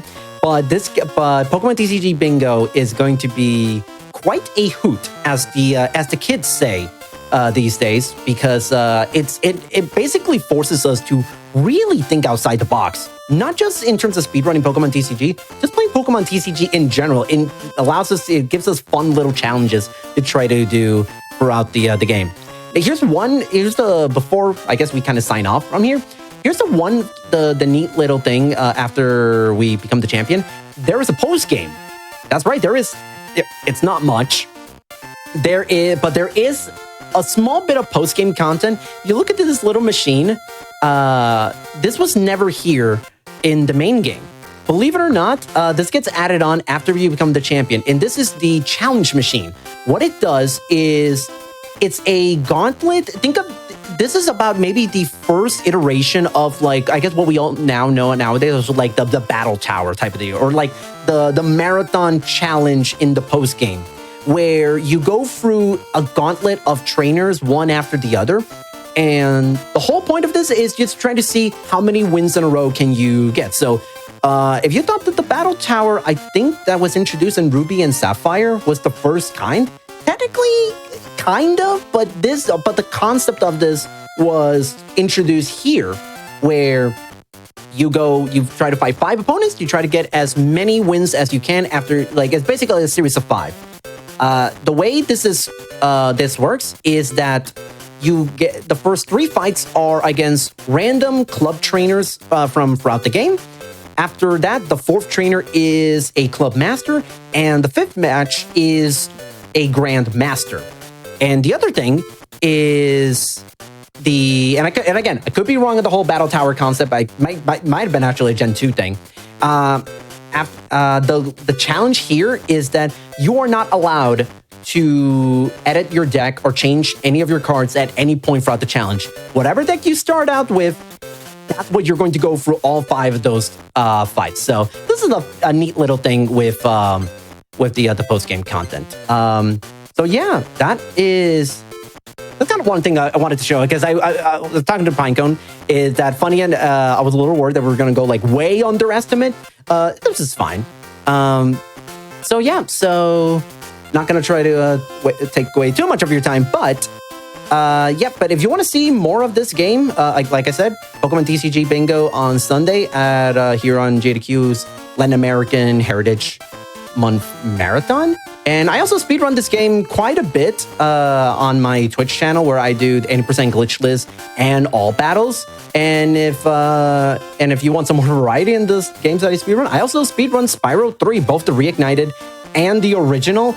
And I'm also currently right now in the learning process of Mario Odyssey. So quite a lot of different stuff. So anyway, that is me. Autumn, is there any plugs you want to put out? I don't really have a lot, aside from I'm really looking forward to that bingo board. And yeah, just shout out to this community for making me the de facto commentator for all of our events. Yeah, no. If you look at my time on the leaderboard, I'm not very fast, but I can say a lot of words. Yeah, I think this is on the bingo board. I want to say that I think you have been on every single Pokemon TCG hotfix or in general appearance for this game on GDQ, with the exception of last year when I was on hotfix. That was Rog and Treg who did commentator. But I think aside from that, I think you have been on every single GDQ Pokemon TCG run as the commentator, and we couldn't have asked for anyone better. Aw, thank you. Also, shout out to my boss for letting me switch my shift after she did the schedule so that I could be home for this. All right, and that about does it for us. Thank you so much, everybody, and thank you so much, Shasta, for giving me the opportunity to showcase this game. It really is an honor and a privilege to be here on GDQ, and I'm so excited to show more of this game to more people. And like Autumn said, we have a Discord, the Pokemon TCG Discord. If you go to the game's speedrun.com page, there's a link to the Pokemon TCG Discord, and we're more than happy to answer any questions and help out. We actually got a couple of new runners who are just starting to learn the game, and so we're trying our best to help them out, and we're more than happy to help any people who are interested in learning this game. So yeah, so that'll... Yeah, and I know every community says that, like, we're super welcoming, really good for new players, really love to see some new faces, but no, this has been one of the most chill speedrunning communities I've been a part of in my time in the hobby. And honestly, even if it weren't for some of the streams that I watched, I never would have gotten into speedrunning this game, aside from people breaking it down to a point where I started to be able to understand what I was seeing, and it's like, wait, that actually does look fun. Yeah, it's been an absolute blast. So anyway, for Autumn, for myself, and for our little buddy Bulbasaur, who did not make an appearance in our deck at any point in the run, despite picking his namesake deck, that's it for us. And we hope you have a great rest of your evening, morning, day, whatever time zone you are in. Hope you are having a wonderful one, and we will see you all in the next one. Absolutely. Oh, excuse me. Sorry. Still a little sick. But yeah, thank you all for watching Do All the Things tonight. After this will be Parallel Universe with Pokemon Emerald Map Randomizer with Shenanigans _. I don't want to say underscore there. Don't worry about it. But Known Bulbasaur fan. Another Bulbasaur fan. That's true. Yeah, actually, yeah. There's Bulbasaur night up in here. Apparently. Is that your favorite Pokemon, by the way? Just curious. But funny enough, Bulbasaur's not even my favorite Gen 1 starter. It's actually Squirtle, believe it or not. Yo, Squirrel Gang. The thing is... Or Squirrel Swy, excuse me. The thing is, the Squirtle deck in Pokemon TCG, it's technically viable. It's the hardest starter to actually get a good time because you get almost no trainers and you don't even start out with Duck Trio. Whereas in Charmander and Bulbasaur starter decks, you get Duck Trio. But Squirtle is an absolute challenge. It's extremely difficult just to beat the game any percent glitchless with the Squirtle deck in under an hour. It's only been done, but I think by like 4 people in history, including myself. Not to pat myself on the back too hard, but it's extremely difficult. It's still possible. Like two of the, I want to say like 2 or 3 of the top 9 or top 11 runners on glitchless were done with Squirtle deck. So it is doable, but Bulbasaur just has so many great things going for it. It's really like you're just picking like one of the 3 like best starters ever. Really, we pick like one of the 3 Gen 1 stars. Yeah, that's how I feel, honestly. It's like trying to pick which of your children is your favorite. Like you can't. Exactly. You can't do that. No. It's made of Gen 3 as well too. They're all really dang good too. They're all so good. All the starters are wonderful. Oh yeah. Yeah, that being said, though, we should probably get on to the next run here. We're getting all prepped right now. So thank you all for watching. Thank you all for being here for Do All the Things. We'll be back in another 2 weeks as usual. But for now, hang off to Parallel Universe and Helix and Shenanigans after this. So see y'all soon.